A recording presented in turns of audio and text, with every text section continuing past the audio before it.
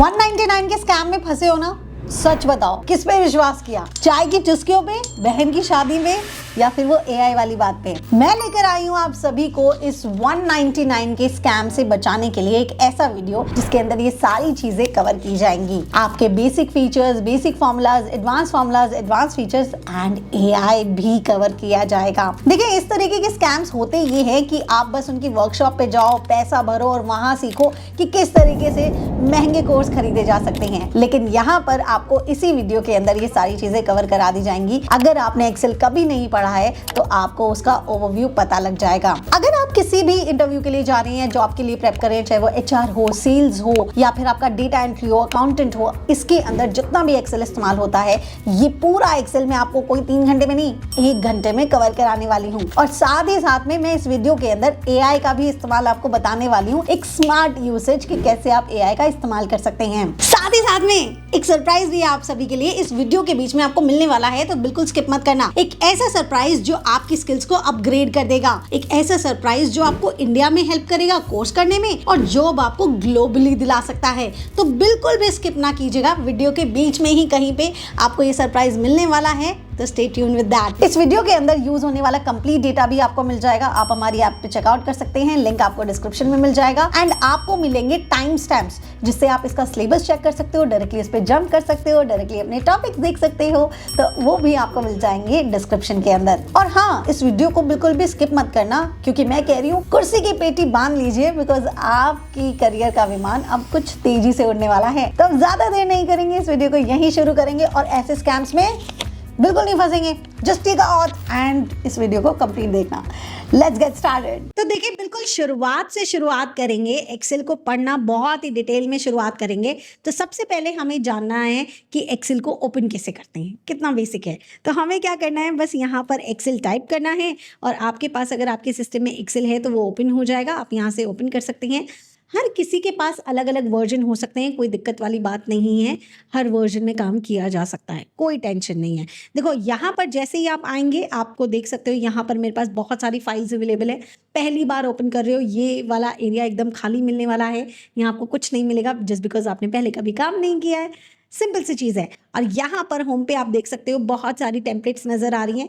Templates का आप इस्तेमाल कर सकते हो अगर आपको कोई काम करना है, जैसे कि कोई अपनी वीडियो बनाते हो, अपनी फ़ोटोज़ डाल के वीडियो बनानी है, तो क्या यूज़ करते हो? टेम्पलेट यूज़ करते हो कि भाई गाने अपने आप लग जाए, ट्रांजिशन अपने आप लग जाए, हमारा तो बस काम हो जाए। तो वही वाली चीज़ होती है। हमारे पास बहुत सारी टेम्पलेट्स हैं, आप इसका इस्तेमाल कर सकते हो। साथ ही साथ में अगर आपको कोई पहली पुरानी फाइल ओपन करनी है तो आपके पास यहाँ पर फाइल्स हैं और मोर वर्कबुक में जा सकते हो। यहाँ पर भी फाइल्स आती हैं और साथ ही साथ में ओपन पे जाने के बाद यहाँ पर ऑप्शन मिलता है, अगर कहीं ड्राइव पे सेव कर रखा है तो आप वहाँ पे भी उसे चेकआउट कर सकते हैं।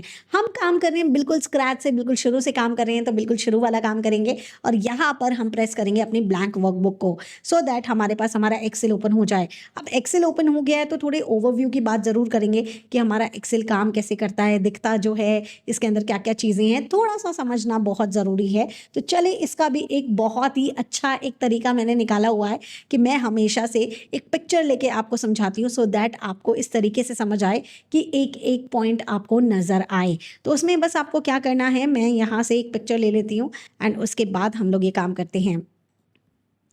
तो देखिए, यहाँ पर हमारे पास इसका इंटरफेस आ चुका है। जल्दी से हम इसे समझेंगे। हमें करना क्या है, देखो, सबसे पहले हमारे पास आता है हमारा लोगो। हमारे पास एक्सेल का लोगो है, ये सेव बटन है आपका। यहाँ से आप ऑटो सेव ऑन कर सकते हैं। अगर कोई फीचर आपके में नहीं है, कोई घबराने वाली बात नहीं है, वो यहाँ से ऐड किए जा सकते हैं। मैं आपको सिखा दूंगी।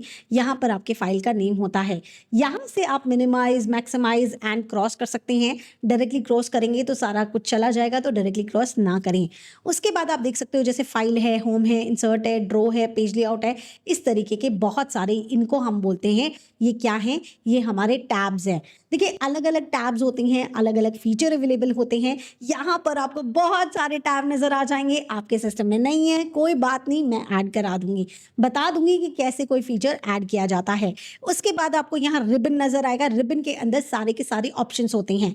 आप देख सकते हैं जैसे कि हमारा जो होम के नीचे ग्रीन लाइन है, दैट मीन्स हमारा होम टैब क्या है, एक्टिव है। और यहाँ पर आप उसके अंदर बहुत सारे फीचर्स देख पाएंगे। जैसे देखो ऊपर देखो, मैं होम पे गई तो होम पे लाइन आ गई, पेज लेआउट पे गई तो पेज लेआउट पे लाइन आ गई। होम पे जाने के बाद आपको यहाँ पर देखो लाइंस नजर आ रही है बीच में छोटी छोटी, और यहाँ नीचे कुछ ना कुछ लिखा हुआ है जैसे अलाइनमेंट, नंबर, स्टाइल्स। तो ये क्या है, ये ग्रुप है, ये अलग अलग ग्रुप हैं। जैसे कि सारे फ्रूट्स हैं, ऐसे कहने के लिए तो सारे फ्रूट्स हैं, लेकिन एप्पल वाली फैमिली पूरी एक साथ रखी हुई है, उसमें अलग अलग तरीके के एप्पल्स हैं।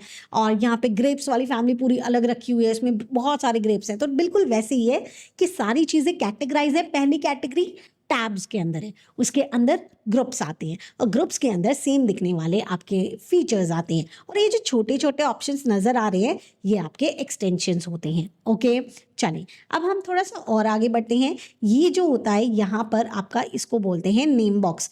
ये आपका नेम बॉक्स होता है। नेम बॉक्स करता क्या है, ये मैं थोड़ा सा आगे बताऊंगी, तो थोड़ा सा आप इंतज़ार ज़रूर करें। इसके अलावा आप बिल्कुल नीचे की तरफ चलें तो वो ज़्यादा बताना बेहतर रहेगा। Which is your sheet 1।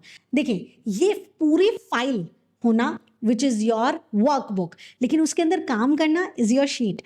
Example के लिए एक छोटा सा एग्जाम्पल लेके समझाती हूँ। देख सकते हो ये आपकी पूरी की पूरी नोटबुक है। This notebook is equals to your file, कि ये कंप्लीट आपके अंदर फाइल है। लेकिन हमारे पास इसके अंदर बहुत सारे पेजेस आते हैं। तो हम कैसे करते थे स्कूल में, कैसे करते थे आप लोग, कि अगर सोशल साइंस का होता था तो इतने में हम ज्योग्राफी का बना लेंगे, इतने में हम सिविक्स का बना लेंगे, इतने में हम हिस्ट्री का बना लेंगे। तो बिल्कुल वैसे ही है, जो अंदर पेजेस हैं वो आपकी शीट है। यहाँ पे शीट बनाई जा सकती है, अलग अलग शीट यहाँ पे मैं बना सकती हूँ। यहाँ पे मैं प्लस पे क्लिक करती हूँ तो अलग अलग शीट बन जाती हैं। एंड ये कंप्लीट अपने आप में क्या होती है, ये एक वर्कबुक होती है। ठीक है, यहाँ पर साइड में आओगे तो ये जो आपको दिख रहे हैं लेफ्ट राइट करने के लिए, ये अप डाउन करने के लिए, इनको हम बोलते हैं कि ये हमारे स्क्रोल बार्स हैं। क्या है ये हमारे स्क्रोल बार्स हैं। और साथ ही साथ में बिल्कुल राइट साइड में आप देखोगे, ये हमारे जूम के लिए होता है, इन एंड आउट करने के लिए होता है। जैसे ये हमारा जूम, अगर आपको ज़्यादा जूम करना है तो आप प्लस प्लस प्लस प्लस कर सकते हो, और अगर कम करना है तो माइनस माइनस माइनस कर सकते हो, तो आपका ये जूम आउट हो जाएगा। तो यहाँ से आपने इंटरफेस के बारे में काफ़ी कुछ जान लिया है, लेकिन बेसिक अभी जानना बाकी है।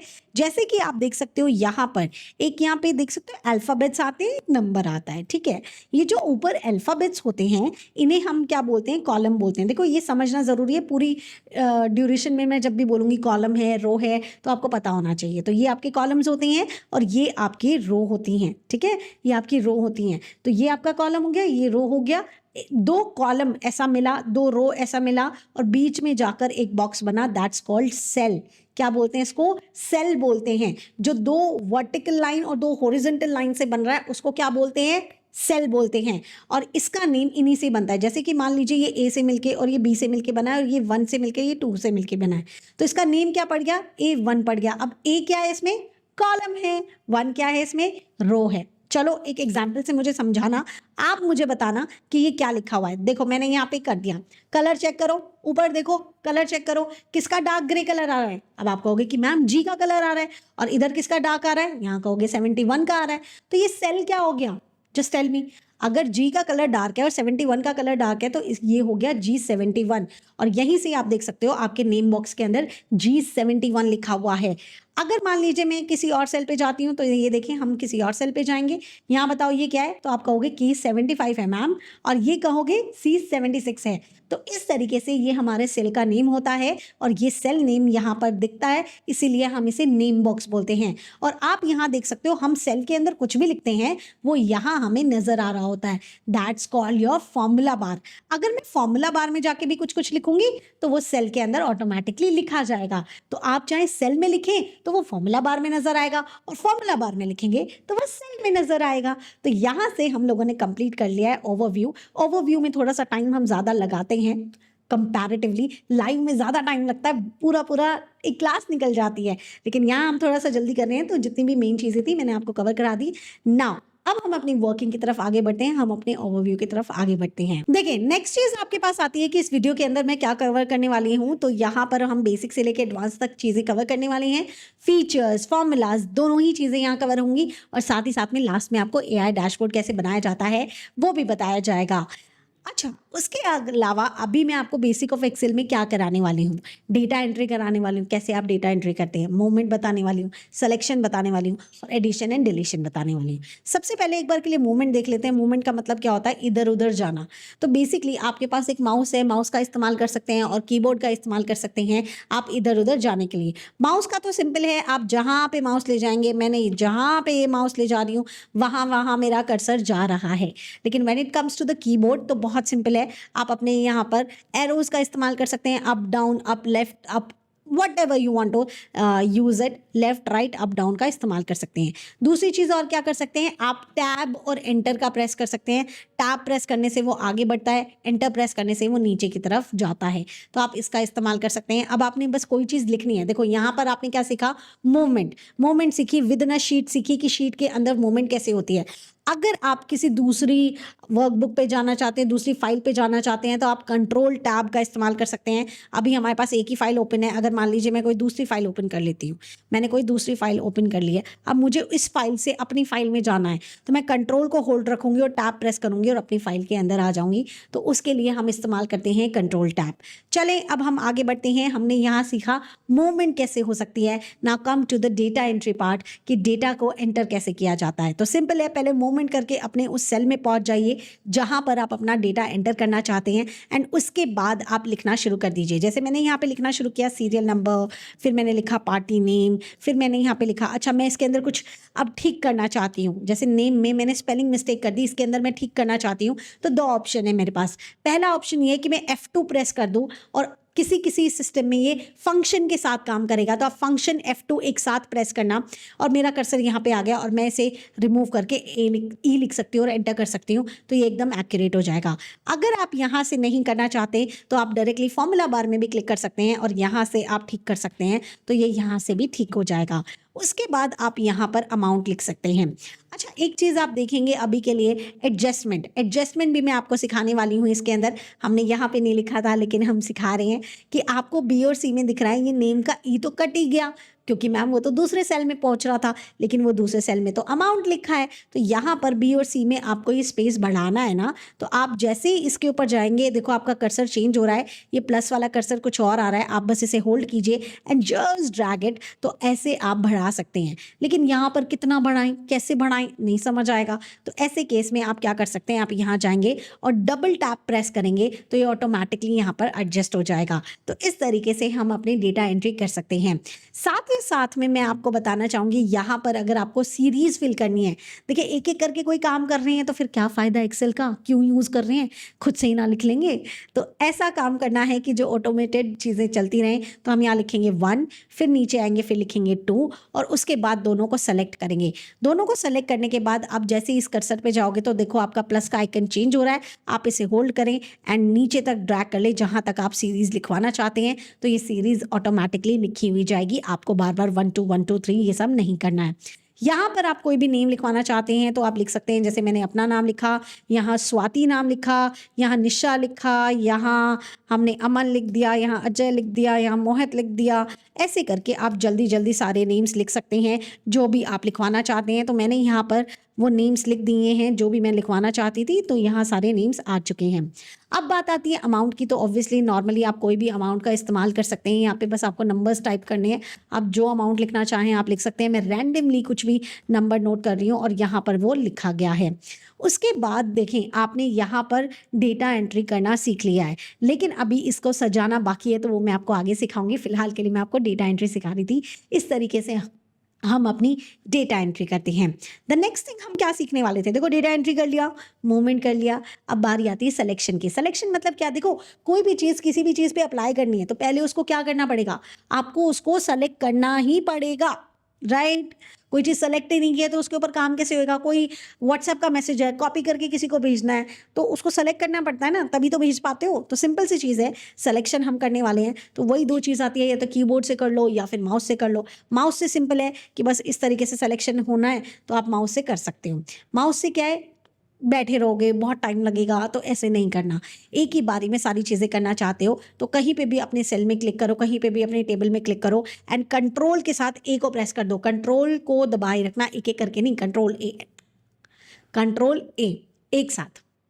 तो कंट्रोल ए करने से ये पूरा डेटा ऑटोमेटिकली सेलेक्ट हो जाता है। अगर डेटा जहां तक लिखा है वहां तक का सिलेक्शन करना है तो आप कंट्रोल शिफ्ट डाउन एरो का इस्तेमाल करेंगे, तो जहां तक डेटा लिखा है वहां तक का सिलेक्शन आपका हो जाएगा। अगर मान लीजिए आप एक एक करके सिलेक्शन करना चाहते हैं तो आप शिफ्ट को होल्ड रखोगे, शिफ्ट को होल्ड रख रखा है, second hand is my free and बस मैं down arrow down arrow down arrow ऐसे करूंगी तो एक एक करके पूरा सिलेक्शन होता हुआ जाएगा। अगर कम करना है तो मैं कम भी कर सकती हूँ। So this is all about selection कि आप किस तरीके से सिलेक्शन कर सकते हैं। उससे नेक्स्ट आता है एडिशन और डिलीशन। तीन चीजें हैं हमारी यहाँ पर, रो है, कॉलम है और सेल्स है। अगर मैं बात करूँ रो की तो देख सकते हो ना आप यहाँ पे रोज हैं और ये आपकी कॉलम्स है। तो अगर आप कोई कॉलम ऐड करना चाहते हो, ऐड करने का साइन क्या होता है? प्लस, प्लस होता है ना। तो अगर मान लीजिए कोई चीज ऐड करनी है तो कंट्रोल प्लस, कोई चीज लेस करनी है तो कंट्रोल माइनस। तो यहाँ पर अगर आपको कंप्लीट कॉलम सेलेक्ट करना है तो कंप्लीट कॉलम्स को सेलेक्ट करने के लिए ऊपर बस प्रेस करना होता है। देखो ऊपर प्रेस किया and just press control plus, control plus, control plus, control plus, add होता हुआ जा रहा है। Now control minus, control minus, control minus, control minus, minus होता हुआ जा रहा है। ऐसे ही पूरी रो करनी है, पूरी रो को सेलेक्ट करें, control plus, control plus, control को होल्ड करके रखना है, control plus, control plus, control plus, plus होता जा रहा है and control minus, control minus, control minus, control minus. तो आप इस तरीके से इसे हटा सकते हैं। तो यहाँ आपने सीखा कि रो कैसे ऐड होगी, कॉलम कैसे ऐड होगी। Now come to the next thing जहाँ हम सेल्स को ऐड करना देखेंगे। अगर मान लीजिए मैं यहाँ पे इतने ही, सिर्फ इतना ही पोर्शन ऐड करना चाहती हूँ, पूरी की पूरी कॉलम ऐड नहीं करना चाहती, नीचे मेरा डेटा खराब हो जाएगा, तो मैं ये ऐड करना चाहती हूँ, तो मैं क्या करूँगी, मैं कंट्रोल इसको सेलेक्ट कर लिया, उसके बाद कंट्रोल प्लस। अब ये मुझसे पूछेगा कि तनु मैम जो ये बचा हुआ डेटा है उसका क्या करना है? तो सिंपल है, आप देखो एंटायर रो एंटायर कॉलम तो कर नहीं रहे, उसके लिए तो फिर कंप्लीट ही सिलेक्शन कर लेते, तो उसको तो नहीं देखना, ये दो ऑप्शन तो गए। अब आते हैं शिफ्ट सेल राइट और शिफ्ट सेल डाउन। अब शिफ्ट सेल डाउन करने का मतलब है एग्जिस्टिंग डेटा को नीचे सरका देना।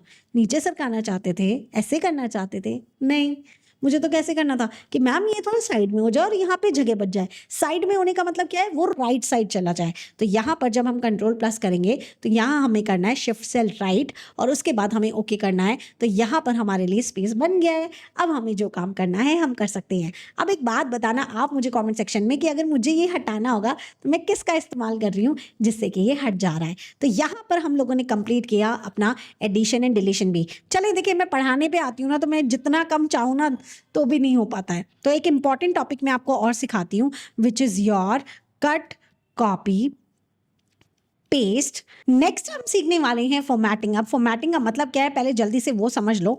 देखो अभी तक जो आप काम कर रहे थे वो काम कर रहे थे डेटा बनाने के लिए। अगर मैं ये लिख दूं 2, 3, 4, 5, यहाँ कुछ नेम्स लिख दूं तो ये सब कुछ एक डेटा है।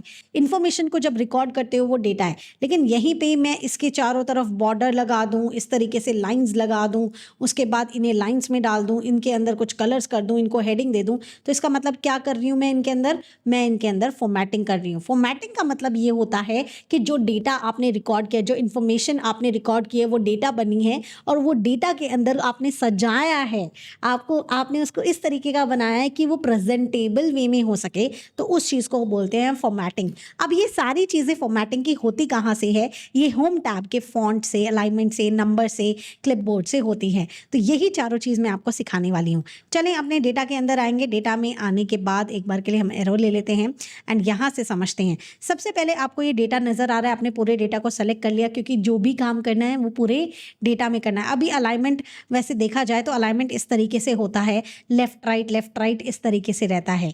तो आपको क्या करना है, आपने अपने डेटा को सेलेक्ट करना है, मिडिल अलाइनमेंट कर देना है। मिडिल का मतलब ये होता है बिल्कुल बीच में डेटा नजर आएगा। आप सेल की विड्थ को कितना भी कर दो वो बीच में नजर आएगा। तो आपने हमेशा क्या रखना है, नॉट जस्ट हमेशा, अगर आपकी रिक्वायरमेंट है कि मुझे तो लेफ्ट में चाहिए, मुझे तो राइट में चाहिए, you can go for that. कोई नहीं कह रहा आपको कुछ भी करने के लिए, लेकिन बात यह है कि हमें जो बेसिक चीज़ जो देखने में सही लगता है, पढ़ने में सही लगता है, वो मिडिल वाला होता है। तो आप उसको रख सकते हैं। अगर आप अपनी मर्जी से उसको साइड में कराना चाहते हो, लेफ्ट में कराना चाहते हो, तो वो भी आप कर सकते हो, कोई आपको नहीं रोक रहा। तो आप डायरेक्टली आप इसका इस्तेमाल कर सकते हो। द नेक्स्ट थिंग, अगर आपको देखा जाए तो इस पूरे डेटा की कोई भी हेडिंग नहीं है, और हमें बनानी है हेडिंग। तो सिंपल सी चीज़ है, हमें यहाँ ऊपर स्पेस चाहिए। पूरा डेटा रिमूव करोगे क्या? बिल्कुल भी नहीं। आपको क्या करना है, ऊपर एक रो को इंसर्ट करना है। रो इंसर्ट करना अभी सिखाया था, क्या थी शॉर्टकट की? जल्दी से बताएं मुझे, क्या थी? कोई भी चीज़ जो ऐड करते हो वो कैसे ऐड करते हो? आप ऐड के लिए प्लस का इस्तेमाल करते हो, विच इज़ कंट्रोल प्लस। तो आपको यहाँ कंट्रोल प्लस करना है, आपके पास यहाँ पे एक पूरी की पूरी हेडिंग आ जाएगी। अब आप देख सकते हो अलग अलग सेल है, मुझे तो बीच में लिखना है। तो कहोगे मैम पार्टी नेम में लिख दो, बात बन जाएगी। बिल्कुल भी नहीं। हमें क्या करना होता है, हमें इस पूरे एरिया को सेलेक्ट करना होता है जिस एरिया को हम एक बनाना चाहते हैं, बिल्कुल मर्ज करके रखना चाहते हैं, सो दैट हमारी हेडिंग बिल्कुल बीच में रहे। तो हम उस एरिया को सेलेक्ट कर लेते हैं। उसके बाद हमारे पास यहाँ ऑप्शन होता है मर्ज सेंटर का, हम इसे क्लिक करते हैं। तो अब ये एक बन गया। अब आप जो भी लिखोगे वो बिल्कुल बीच में आएगा। जैसे मैंने लिख दिया ABC प्राइवेट लिमिटेड लिख देते हैं, तो हमने लिख दिया प्राइवेट लिमिटेड, एंड ये बिल्कुल अब बीच में आएगा। अब आप चाहे इसको इतना खींच लो, इसको इतना खींच लो, लेकिन ये तो बीच में रहेगा, ये तो बीच में रहेगा। तो बस यही, इसीलिए हम लोग यहाँ पर इसे क्या करते हैं, मर्ज करते हैं। ये हमारे पास हमारा डेटा आ गया। थोड़ा सा मैं इसको साइड में कर लेती हूँ, ये बहुत ज़्यादा साइड में हो गया है। ठीक है, तो हम लोग यहाँ पर इस पूरे डेटा को सेलेक्ट करेंगे। एक साथ इसकी विड्थ को कैसे कम करते हैं, पूरे को सेलेक्ट करके ई को कम किया तो पूरे को ही कम हो जाएगा, पूरा ही कम हो जाएगा। अब कोई एक का बढ़ाना है तो किसी एक को ले सकते हो, उसका बढ़ा सकते हो। तो यहाँ से हमारा साइज इंक्रीज हो गया। तो अभी तक हमने केवल सीखा कि हम लोग यहाँ पे हेडिंग कैसे बना सकते हैं। अब देखो कोई भी डेटा है, कोई भी स्केच भी बनाते हो तो आउटर कैसे सजाते हो, उसका अच्छे से सजाते हो ना, सारी चीज़ें अच्छे से करते हो। तो सिंपल है, अभी हम इसमें कलर करेंगे। तो देखो दो चीज़ें होती हैं, एक होता है सेल कलर, एक होता है फॉन्ट कलर। सेल के अंदर कलर बिखराना है, बहुत सारा कलर चाहिए, बकेट का इस्तेमाल करेंगे। तो हम यहाँ से बकेट में जाएंगे, कोई भी डार्क कलर ले लीजिए। डार्क के ऊपर लाइट कलर चलता है, तो फॉन्ट का कलर लाइट ले लीजिए। और साथ ही साथ में अभी भी फीका लग रहा है ना, थोड़ा सा हम इसे बोल्ड करेंगे। तो यहाँ से ये जो बी दिख रहा है ना, बोल्ड स्टार्ट्स विद बी, तो यू विल प्रेस बी। तो यहाँ से बी प्रेस कर दो तो ये हो जाएगा। अब इसके अंदर कलर देखो, इसके अंदर ना ब्लैक कर लो। ब्लैक के साथ सारी हेडिंग्स जाती हैं, सारे कलर जाते हैं, तो इसको ब्लैक रख लो मेन हेडिंग को। उसके बाद आप यहाँ कोई भी कलर कर पाओगे, चाहे ब्लू कर लो, चाहे ग्रीन कर लो, चाहे कोई भी कलर कर लो, आपके पे अच्छा ही अच्छा लगेगा। अगर लाइट कलर लेते हो तो याद रखना अंदर डार्क कलर भरना है जो फॉन्ट का कलर है, अदरवाइज बिल्कुल इसका उल्टा है। हम इसको भी लेके बोल्ड कर लेते हैं। बोल्ड होने से ये, इटैलिक होने से थोड़ा सा ऐसे हो जाता है, अंडरलाइन के नीचे अंडरलाइन आ जाती है। हमें ये दोनों चीज़ें नहीं चाहिए, हमें केवल बोल्ड चाहिए। तो यहाँ से हम लोगों ने ये फॉर्मेटिंग भी कर ली है। उसके अलावा फॉर्मेटिंग आती है, अगर आप लोग इसका स्टाइल चेंज करना चाहते हैं तो आप यहाँ से इसका स्टाइल चेंज कर सकते हैं। मुझे ऐसा कुछ भी चेंज नहीं करना है, तो मेरा ये एकदम एक्यूरेट है। साइज़ चेंज करना है तो आप यहाँ से इसका साइज़ भी चेंज कर सकते हैं। मुझे ऐसा कुछ नहीं करना है, तो ये एकदम एक्यूरेट है। अब बात आती है बॉर्डर्स की। तो दो तरीके के बॉर्डर सिखा रही हूँ, वो सीख लो और कुछ करने की ज़रूरत नहीं है। आप पहले पूरे डेटा को सेलेक्ट कर लो, उसके बाद आपको क्या प्रेस करना है। देखो ऑल्ट प्रेस करते हो तो देखो सारी कीज़ एक्टिव हो जाती हैं। हर एक के ऊपर एक की लिखी होती है जिसका आपको इस्तेमाल करना होता है। होम स्टार्ट्स विद एच, तो एच प्रेस करते हो तो आपके पास होम की कीज़ आ जाती हैं। देखो यहाँ पे लिखा हुआ है क्या क्या प्रेस करने से क्या क्या काम हो जाता है। आपको क्या लगाना है, border. Border starts with BORDER, border starts with B, तो आप प्रेस करेंगे B। और यहाँ पर दो बॉर्डर सीखने हैं। एक सीखना है ऑल बॉर्डर, मतलब सारे पे बॉर्डर लग जाए। एक सीखना है थिक बॉर्डर, बाहर की तरफ एक थिक बॉर्डर लग जाए। आपको ये चाहिए, एक बाहर की तरफ एक थिक बॉर्डर लग जाए। तो ऐसे केस में आप थिक स्टार्ट्स विद T, तो T का इस्तेमाल कर सकते हैं। तो हम यहाँ क्या करेंगे, हम पूरे डेटा को सेलेक्ट करेंगे और क्या प्रेस करेंगे, alt, active, H, home, B, border और A, मतलब आपके ऑल बॉर्डर्स। तो आप देख सकते हैं सभी में बॉर्डर्स लगे। चलो बाहर थिक बॉर्डर लगाएंगे, मेरे साथ लगाओ, चलो बोलो। फर्स्ट क्या लगाएंगे, alt, active, home, H, B, border, और थिक लगाना है। थिक स्टार्ट्स विद T, तो हम प्रेस करेंगे T। तो आप देख सकते हैं बाहर की तरफ एक डार्क बॉर्डर आ गया, यहाँ लग गया है। आई एम सो सॉरी, हमें कंप्लीट बॉर्डर पे लगाना था, तो हम लोगों ने पूरा डेटा सेलेक्ट किया, ऑल्ट HB T किया, तो यहाँ पर आप देख सकते हो कंप्लीट पे बॉर्डर लग चुका है। तो ये थी आपकी नॉर्मल फॉर्मेटिंग, जहाँ पर हमने फॉन्ट टैब यूज़ किया, हमने अलाइनमेंट टैब यूज़ किया है। अलाइनमेंट को हटाने के लिए आप यहाँ से अनमर्ज का इस्तेमाल करते हैं, आप उसका इस्तेमाल कर सकते हैं। ये हमने अभी आपके लिए जो बेसिक फॉर्मेटिंग थी वो कंप्लीट की है। अब मैं आपको सिखाने वाली हूँ अपना क्लिपबोर्ड, जिसके अंदर हम कट कॉपी पेस्ट सीखेंगे। अगर बात की जाए कट कॉपी पेस्ट की, तो कॉपी पेस्ट क्या होता है, बहुत सिंपल सी चीज़ है, आप अपने सिस्टम में भी करते हैं, Ctrl+C और Ctrl+V का इस्तेमाल करते हैं। तो कॉपी अगर कोई भी चीज़ करनी है, आपने उस डेटा को सेलेक्ट करना है, Ctrl+C प्रेस करना है, तो आप देखेंगे साइड में से इस तरीके से सिलेक्शन शुरू हो चुकी है। आप जहाँ चाहें उसको जाएं और Ctrl+V कर दें, तो एज इट इज़, चाहे डेटा लिखा हो, चाहे फॉर्मूला लिखा हो, चाहे फॉर्मेटिंग लिखी हो, कुछ लिखा हो, वो सारी की सारी चीज़ें आपकी कॉपी पेस्ट होके आ जाती है।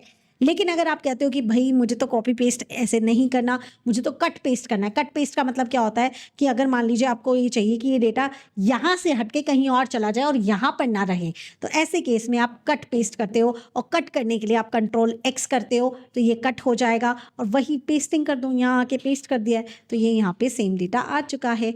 ठीक है, आ चुका है, सेम डेटा आ चुका है। चले एक चीज़ और सिखाती हूँ, विच इज़ ऑटो एडजस्टमेंट। आप देख सकते हैं यहाँ पर इसकी कॉलम, रो, सबकी हाइट, विड्थ एकदम ख़राब हो चुकी है। तो आप उस डेटा को बस सेलेक्ट कीजिए और क्या प्रेस कीजिए, Alt+H for home, O for formatting और I फिर ऑटो फिट। तो I Alt+HOI एंड Alt+HOA करेंगे, तो यहाँ से आपका लेंथ और विड्थ एकदम करेक्ट हो जाएगा। क्या प्रेस किया है, Alt+HOI प्रेस किया है और Alt+HOA प्रेस किया है। ये करने से आपकी लेंथ और विड्थ एकदम एक्यूरेट हो जाती है। तो यहाँ से आपने दो चीज़ें सीखी, कट पेस्ट करना, कॉपी पेस्ट करना। नॉर्मल वाली चीज़ आप यहाँ पे सीख चुके हैं, स्पेशल वाली चीज़ एडवांस के अंदर आती है, तो वो यहाँ पर अभी के लिए हम नहीं करेंगे। एक चीज़ मैं आपको और बता देती हूँ। अब जैसे मान लीजिए आपको केवल और केवल फॉर्मेटिंग यहाँ पर कहीं और ले जानी है। जैसे मान लीजिए आप यहाँ पर ये पूरी फॉर्मेटिंग कहीं और ले जाना चाहते हैं, तो आप इसको सेलेक्ट करेंगे और फॉर्मेट प्रिंटर पे क्लिक करेंगे, तो भी ये सिलेक्शन है। अब जहाँ जाके ये ब्रश को छोड़ देंगे, वहाँ आपकी केवल फॉर्मेटिंग आ जाएगी, केवल फॉर्मेटिंग, डेटा नहीं आएगा। तो केवल फॉर्मेटिंग कहीं ले जाना चाहते हैं, कहीं पे भी कुछ करना चाहते हैं, तो आप इसका इस्तेमाल कर सकते हैं। अब एक चीज़ मैं आपको दो चीज़ें और बता रही हूँ, विच इज़ Ctrl+Z और Ctrl+Y, विच इज़ अंडू और रीडू। मैंने ये काम कर दिया, बट मुझे तो नहीं चाहिए था, मैं तो चाह रही हूँ ये वापस चला जाए, तो मैं कंट्रोल के साथ Z को प्रेस करूँगी, Z को प्रेस करूँगी, तो ये वापस चला जाएगा। और मैं कह रही हूँ ओ माय गॉड, ये तो गलती से चला गया, ये तो वापस चाहिए था। तो सिंपल सी चीज़ है, आपको बस यहाँ Ctrl+Y करना है और ये पूरा का पूरा डेटा वापस आ जाएगा। कोई चीज़ को वापस करने के लिए Ctrl+Y, कोई चीज़ को वापस ले जाने के लिए, मतलब ख़त्म करने के लिए Ctrl+Z का इस्तेमाल होता है, which is your undo and redo. और वो आपको यहाँ पर क्विक एक्सेस टूल बार में भी मिल जाते हैं, आप यहाँ पे भी इसका इस्तेमाल कर सकते हैं। इसलिए मैं यहाँ Ctrl+Z प्रेस कर रही हूँ, मुझे ये नहीं चाहिए, तो मैंने इसको हटा दिया है। तो यहाँ पर हम लोगों ने देखेंगे हमने फॉर्मेटिंग में क्या क्या कंप्लीट किया। हमने अलाइनमेंट कंप्लीट किया, हमने फॉन्ट कंप्लीट किया, हमने कट कॉपी पेस्ट कंप्लीट किया, फॉर्मेट प्रिंटर कंप्लीट किया है। Now come to the number format. Number format में क्या होता है कि नंबर को आप कैसे लिख रहे हो। देखो यहाँ पे लिखी जाने वाली बहुत सारी चीज़ें होती हैं। आप डेटा के अंदर केवल नंबर नहीं लिखते, आप वैल्यूज़ जो लिख रहे हो वही आपका डेटा नहीं होता, वही आपका फॉर्मेटिंग नहीं होती, और भी चीज़ें होती हैं। तो अगर आपका ये आपको क्या दिख रहा है, इसको हम टेक्स्ट बोलते हैं। ये क्या है, ये नंबर्स हैं। अभी ये जर्नल नंबर है, नंबर में कर दोगे तो डॉट लग के, डेसिमल लग के 00 आ जाएगा। अगर आप इसे अकाउंटिंग में कर दोगे तो देखो करेंसी भी आगे लग जाएगी और ऐसे लिख कर आ जाएगा। केवल करेंसी चाहिए तो आप यहाँ करेंसी में जाओगे, अगर डॉलर चाहिए तो डॉलर में आ जाएगा, और यूरोज में चाहिए यूरोज में आ जाएगा, येन में चाहिए येन में आ जाएगा, रुपीज़ में चाहिए इंग्लिश इंडिया लीजिए रुपीज़ में आ जाएगा। अगर आप यहाँ से अकाउंटिंग लेते हो तो डायरेक्टली आपका काम हो जाता है। अगर मान लीजिए किसी चीज़ को परसेंटेज में कन्वर्ट करना चाहते हैं, उस एरिया को सेलेक्ट कीजिए और परसेंटेज क्लिक कर दीजिए, तो परसेंटेज में सेलेक्ट हो जाता है। अब बात यह है कि परसेंटेज थोड़ा अलग तरीके से काम करता है। उसमें ऐसा होता है कि पहले एरिया सेलेक्ट करो, पहले परसेंटेज करो, अब जो लिखोगे वो परसेंटेज के फॉर्मेट में आता है। क्योंकि डायरेक्टली अगर आप ये नहीं करते तो वहां पर वो उसे 100 से मल्टीप्लाई कर देता है। तो यहाँ पर आपने क्या सीखा, नंबर फॉर्मेट सीखा, जर्नल है, नंबर को नंबर से करते हैं, का अकाउंटिंग है, ठीक है। ये आपका टेक्स्ट है, तो ये आपका टेक्स्ट भी आपको यहाँ पे मिल जाता है। टेक्स्ट आपके लिए ये रहा। डेट में मैं आपको बता देती हूँ, जैसे ये डेट है, अगर मान लो इसको जर्नल कर दूंगी तो ये नंबर में कन्वर्ट हो जाएगा। तो अगर आप इसे डेट में कन्वर्ट करना चाहते हैं तो सिंपल है, आप उस एरिया को सेलेक्ट करेंगे और उसके बाद आप यहाँ दो ऑप्शन है, short date, long date, short date, long date. Short date चाहिए, शॉर्ट डेट में आ गया। शॉर्ट डेट नहीं चाहिए, लॉन्ग डेट चाहिए, लॉन्ग डेट में आ जाएगा। जस्ट डबल टैप इट, ये लॉन्ग डेट में आ गया। अगर आपने इसी तरीके से कहीं टाइम लिखा होता तो आप टाइम का फॉर्मेट भी इस्तेमाल कर सकते थे। अच्छा, यहाँ पर आप देख सकते हो मुझे तो डेसिमल चाहिए ही नहीं मैम, मैं क्या करूं? तो सिंपल है, आपके पास यहाँ दो ऑप्शन आते हैं, इंक्रीज और डिक्रीज डेसिमल के। तो यहाँ से इंक्रीज करना है या डिक्रीज करना है, तो यहाँ से आप सभी काम कर सकते हो। मुझे डिक्रीज करना था, मैंने डिक्रीज कर लिया है। और साथ ही साथ में एक चीज़, मान लीजिए मैम मुझे तो इसमें कॉमा लगाना है, कि कहाँ कहाँ कॉमा आएगा, तो आप यहाँ कॉमा का इस्तेमाल कर सकते हो। तो यहाँ कॉमा लग के आ गया है। मैम मुझे तो जीरोज नहीं चाहिए, तो क्या करना पड़ेगा? चलो आप ये बात मुझे आप कमेंट सेक्शन में बताएंगे, क्योंकि मैंने अभी अभी आपको ये चीज़ सिखाई है। चलें, यहाँ पर हम लोगों ने, मुझे ये भी नहीं अच्छा लग रहा, इसे भी शॉर्ट डेट में करते हैं हम लोग। तो यहाँ पर हम लोगों ने इसे भी शॉर्ट डेट में कर लिया। अब यहाँ से हम लोगों ने 4 चीज़ें कंप्लीट की, clipboard, font, alignment and number format. चलें, अब हम लोगों ने बेसिक फॉर्मेटिंग कर लिया है। Now move to the next topic which is our conditional formatting. And the next topic आप सभी के पास आता है, वो आता है कंडीशनल फॉर्मेटिंग। कंडीशनल फॉर्मेटिंग का मतलब क्या होता है, जल्दी से समझेंगे। देखिए, फॉर्मेटिंग का मतलब अभी आपने समझा क्या, एक तरीके से कोई डेकोरेशन, कि आप अपने डेटा को डेकोर कर रहे हो। लेकिन अगर मैं उसी में ही कोई कंडीशन लगा दूं कि अगर आपने ये किया तो ये काम होगा, वरना नहीं होगा, तो वो होती है आपकी कंडीशनल फॉर्मेटिंग, जिसके बिहाफ पे आप अपने डेटा को रिप्रेजेंट कर सकते हो। चलो थोड़ा सा आपको एक्सप्लेन करती हूँ अपने डेटा के साथ ही। तो हमने जो डेटा अभी बनाया था, हम उसी में ही काम करेंगे। अगर मान लीजिए आप हाईलाइट करना चाहते हो, आप हाईलाइट करना चाहते हो कि अगर मेरा क्वांटिटी 50 से ज़्यादा है तो उसमें कोई ना कोई कलर आ जाए, तो बहुत सिंपल है। जिस पे भी जो चीज़ अप्लाई करनी होती है, पहले हम उसे सेलेक्ट करते हैं, उसके बाद हम होम पे जाएंगे। होम पे जाने के बाद हम कंडीशनल फॉर्मेटिंग में जाएंगे। हाईलाइट सेल रूल के अंदर हम ग्रेटर देन का इस्तेमाल करेंगे। ग्रेटर देन के अंदर हम बताएंगे कि हम किसको लेने वाले हैं, तो हम यहाँ 50 लिखेंगे और हम यहाँ से क्या कलर कराना चाहते हैं, सेल कलर क्या होगा, फॉन्ट कलर क्या होगा, ये बताएंगे। तो यहाँ पे कुछ प्री डिफाइंड है, तो हम उसका भी इस्तेमाल कर सकते हैं। हमने प्री डिफाइंड का इस्तेमाल किया और हमने ओके किया, तो यहाँ से 50 से ऊपर जितने भी थे वो ऑटोमेटिकली यहाँ पे कलर हो चुके हैं। Now come to the next option, जिसके अंदर हम लोग क्या करेंगे, हम जो लेस देन है उन्हें हाईलाइट करेंगे। जैसे मान लीजिए अगर मैं लेस देन में 350 से कम वाले जितने भी हैं वो हाईलाइट हो जाए, ये चीज़ चाहती हूँ, तो मैं यहाँ पे पूरे डेटा को सेलेक्ट करूँगी। उसके बाद कंडीशनल फॉर्मेटिंग में जाऊँगी, हाईलाइट सेल रूल में जाऊँगी एंड लेस देन पे जाने के बाद मैं यहाँ पे कोई और कलर खुद से भी दे सकती हूँ। तो यहाँ पर जैसे ही नीचे आओगे, पहले तो यहाँ पे वैल्यू दे दो, यहाँ पे मेरा 350 वैल्यू दे दिया। उसके बाद मुझे क्या कराना है, कस्टम फॉर्मेट में जाना है। अब कस्टम फॉर्मेट में जाने के बाद ये सेम विंडो हमारे पास आ जाती है जो फॉर्मेटिंग की विंडो है। ये अगर हम यहाँ पे फॉन्ट चेंज करना चाहते हैं, साइज चेंज करना चाहते हैं, कलर चेंज करना चाहते हैं, हम कर सकते हैं। हमें यहाँ फिल करवाना है, हमें येलो फिल कराना है। फॉर एग्जांपल फॉन्ट जो है मुझे ब्लैक कलर का लेना है, ब्लैक कलर का आ जाएगा। मुझे बोल्ड लेना है, मतलब जो है वो डार्क हो जाए, तो हमने यहाँ पे ले दिया है। अब हमने ओके कर दिया है, तो यहाँ पर आप देख सकते हो ये इस तरीके की फॉर्मेटिंग होकर आ गई है। ये आपके ऊपर होता है कि आपको कौन सी फॉर्मेटिंग चाहिए। प्री डिफाइंड यूज़ करना है तो प्री डिफाइंड यूज़ कीजिए, और कस्टम यूज़ करना है तो कस्टम यूज़ कीजिए। इसी तरीके से आपके देखो नंबर्स के लिए नंबर वाले ऑप्शंस होते हैं। यहाँ पर आप देख चुके हो, यहाँ पे ग्रेटर देन है, लेस देन है, बिटवीन का मतलब है कोई रेंज के बीच में। जैसे कि आप कहते हो कि मुझे तो यहाँ 10,000 से लेके 25,000 तक के बीच के को कलर कराना है, और मान लीजिए ग्रीन कलर कराना है, तो आपने ये कर दिया। उसके बाद आपने ओके कर दिया, तो 10 से 25 के बीच की जितनी भी वैल्यूज़ थी यहाँ पर हाईलाइट हो चुकी है। और ठीक वैसे ही अगर आप कहते हो इक्वल्स टू, लाइक मैंने इसे सेलेक्ट किया और मैंने कहा अगर जहाँ पे भी 7800 है उसे हाईलाइट कर दो, तो हम यहाँ इक्वल टू में जाएंगे एंड यहाँ पर 7800 लिख देंगे। 7800 को अगर मान लीजिए मैं यहाँ पे कराना चाहती हूँ येलो कलर का फिल हो जाए और ओके कर देती हूँ, तो यहाँ पर वो 7800 फिल हो गया है। अब इन एनी केस अगर मैं कहीं पे भी इसे 325 करती हूँ और इसे 24 करती हूँ, सो दैट ये भी 7800 बन जाए। ओके, ये फॉर्मूला नहीं था, तो हम यहाँ पे इसे 7800 बनाएंगे, तो देखो ये भी ऑटोमेटिकली कलर हो रहा है। तो इससे आपको पता लगेगा कि आपकी कंडीशनल फॉर्मेटिंग एकदम एक्यूरेट तरीके से चल रही है।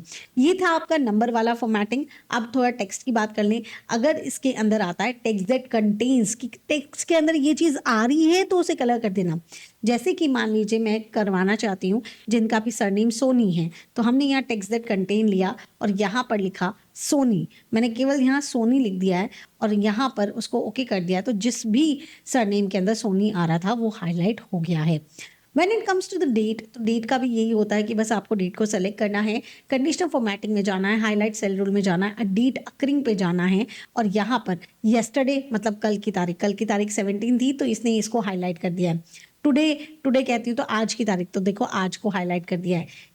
टुमारो मतलब कल की तारीख, तो देखो कल की तारीख को हाईलाइट कर दिया है।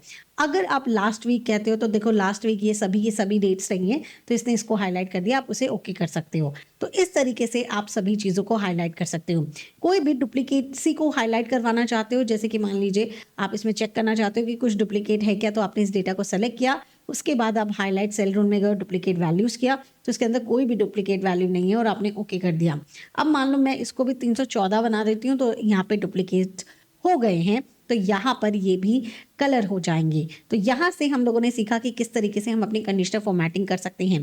दो चीज़ और सिखाती हूँ, which is management and clear. अगर आपको कोई रूल चेंज करना है तो सिंपल है, आप कंडीशनल फॉर्मेटिंग में जाएंगे, यहाँ से मैनेज रूल में जाएंगे, सभी रूल्स आपको यहाँ नज़र आते हैं। अभी के लिए मैंने डेटा सेलेक्ट नहीं किया था, सबसे पहले कंट्रोल ए से डेटा को सेलेक्ट कर लीजिए, उसके बाद कंडीशनल फॉर्मेटिंग में जाके मैनेज रूल्स में जाइए, सभी रूल्स आपको नज़र आ रहे होंगे। कुछ भी एडिट करना है तो यहाँ एडिट रूल में जाकर उसे एडिट कर सकते हैं। दूसरी चीज़, अगर आप इसे हटाना चाहते हैं तो एक चीज़ तो ये होती है कि पर्टिकुलर इस रेंज में से हटाना चाहते हैं या इस शीट में से हटाना चाहते हैं, तो आप क्या करते हैं, आप कंडीशनल फॉर्मेटिंग में जाते हैं, क्लियर रूल्स में जाते हैं, clear from the selected cell करते हैं, तो केवल सेलेक्टेड सेल के अंदर से वो हट जाता है। लेकिन अगर आप तो पूरी शीट में से हटाना चाहते हैं तो सिंपल है, आप क्लियर रूल्स में जाएंगे and rule from the entire sheet, कि आपको पूरी शीट में से हटाना है, आप उस पर क्लिक करेंगे तो पूरी शीट में जहाँ जहाँ कंडीशनल फॉर्मेटिंग थी वो कंप्लीट हो चुकी है।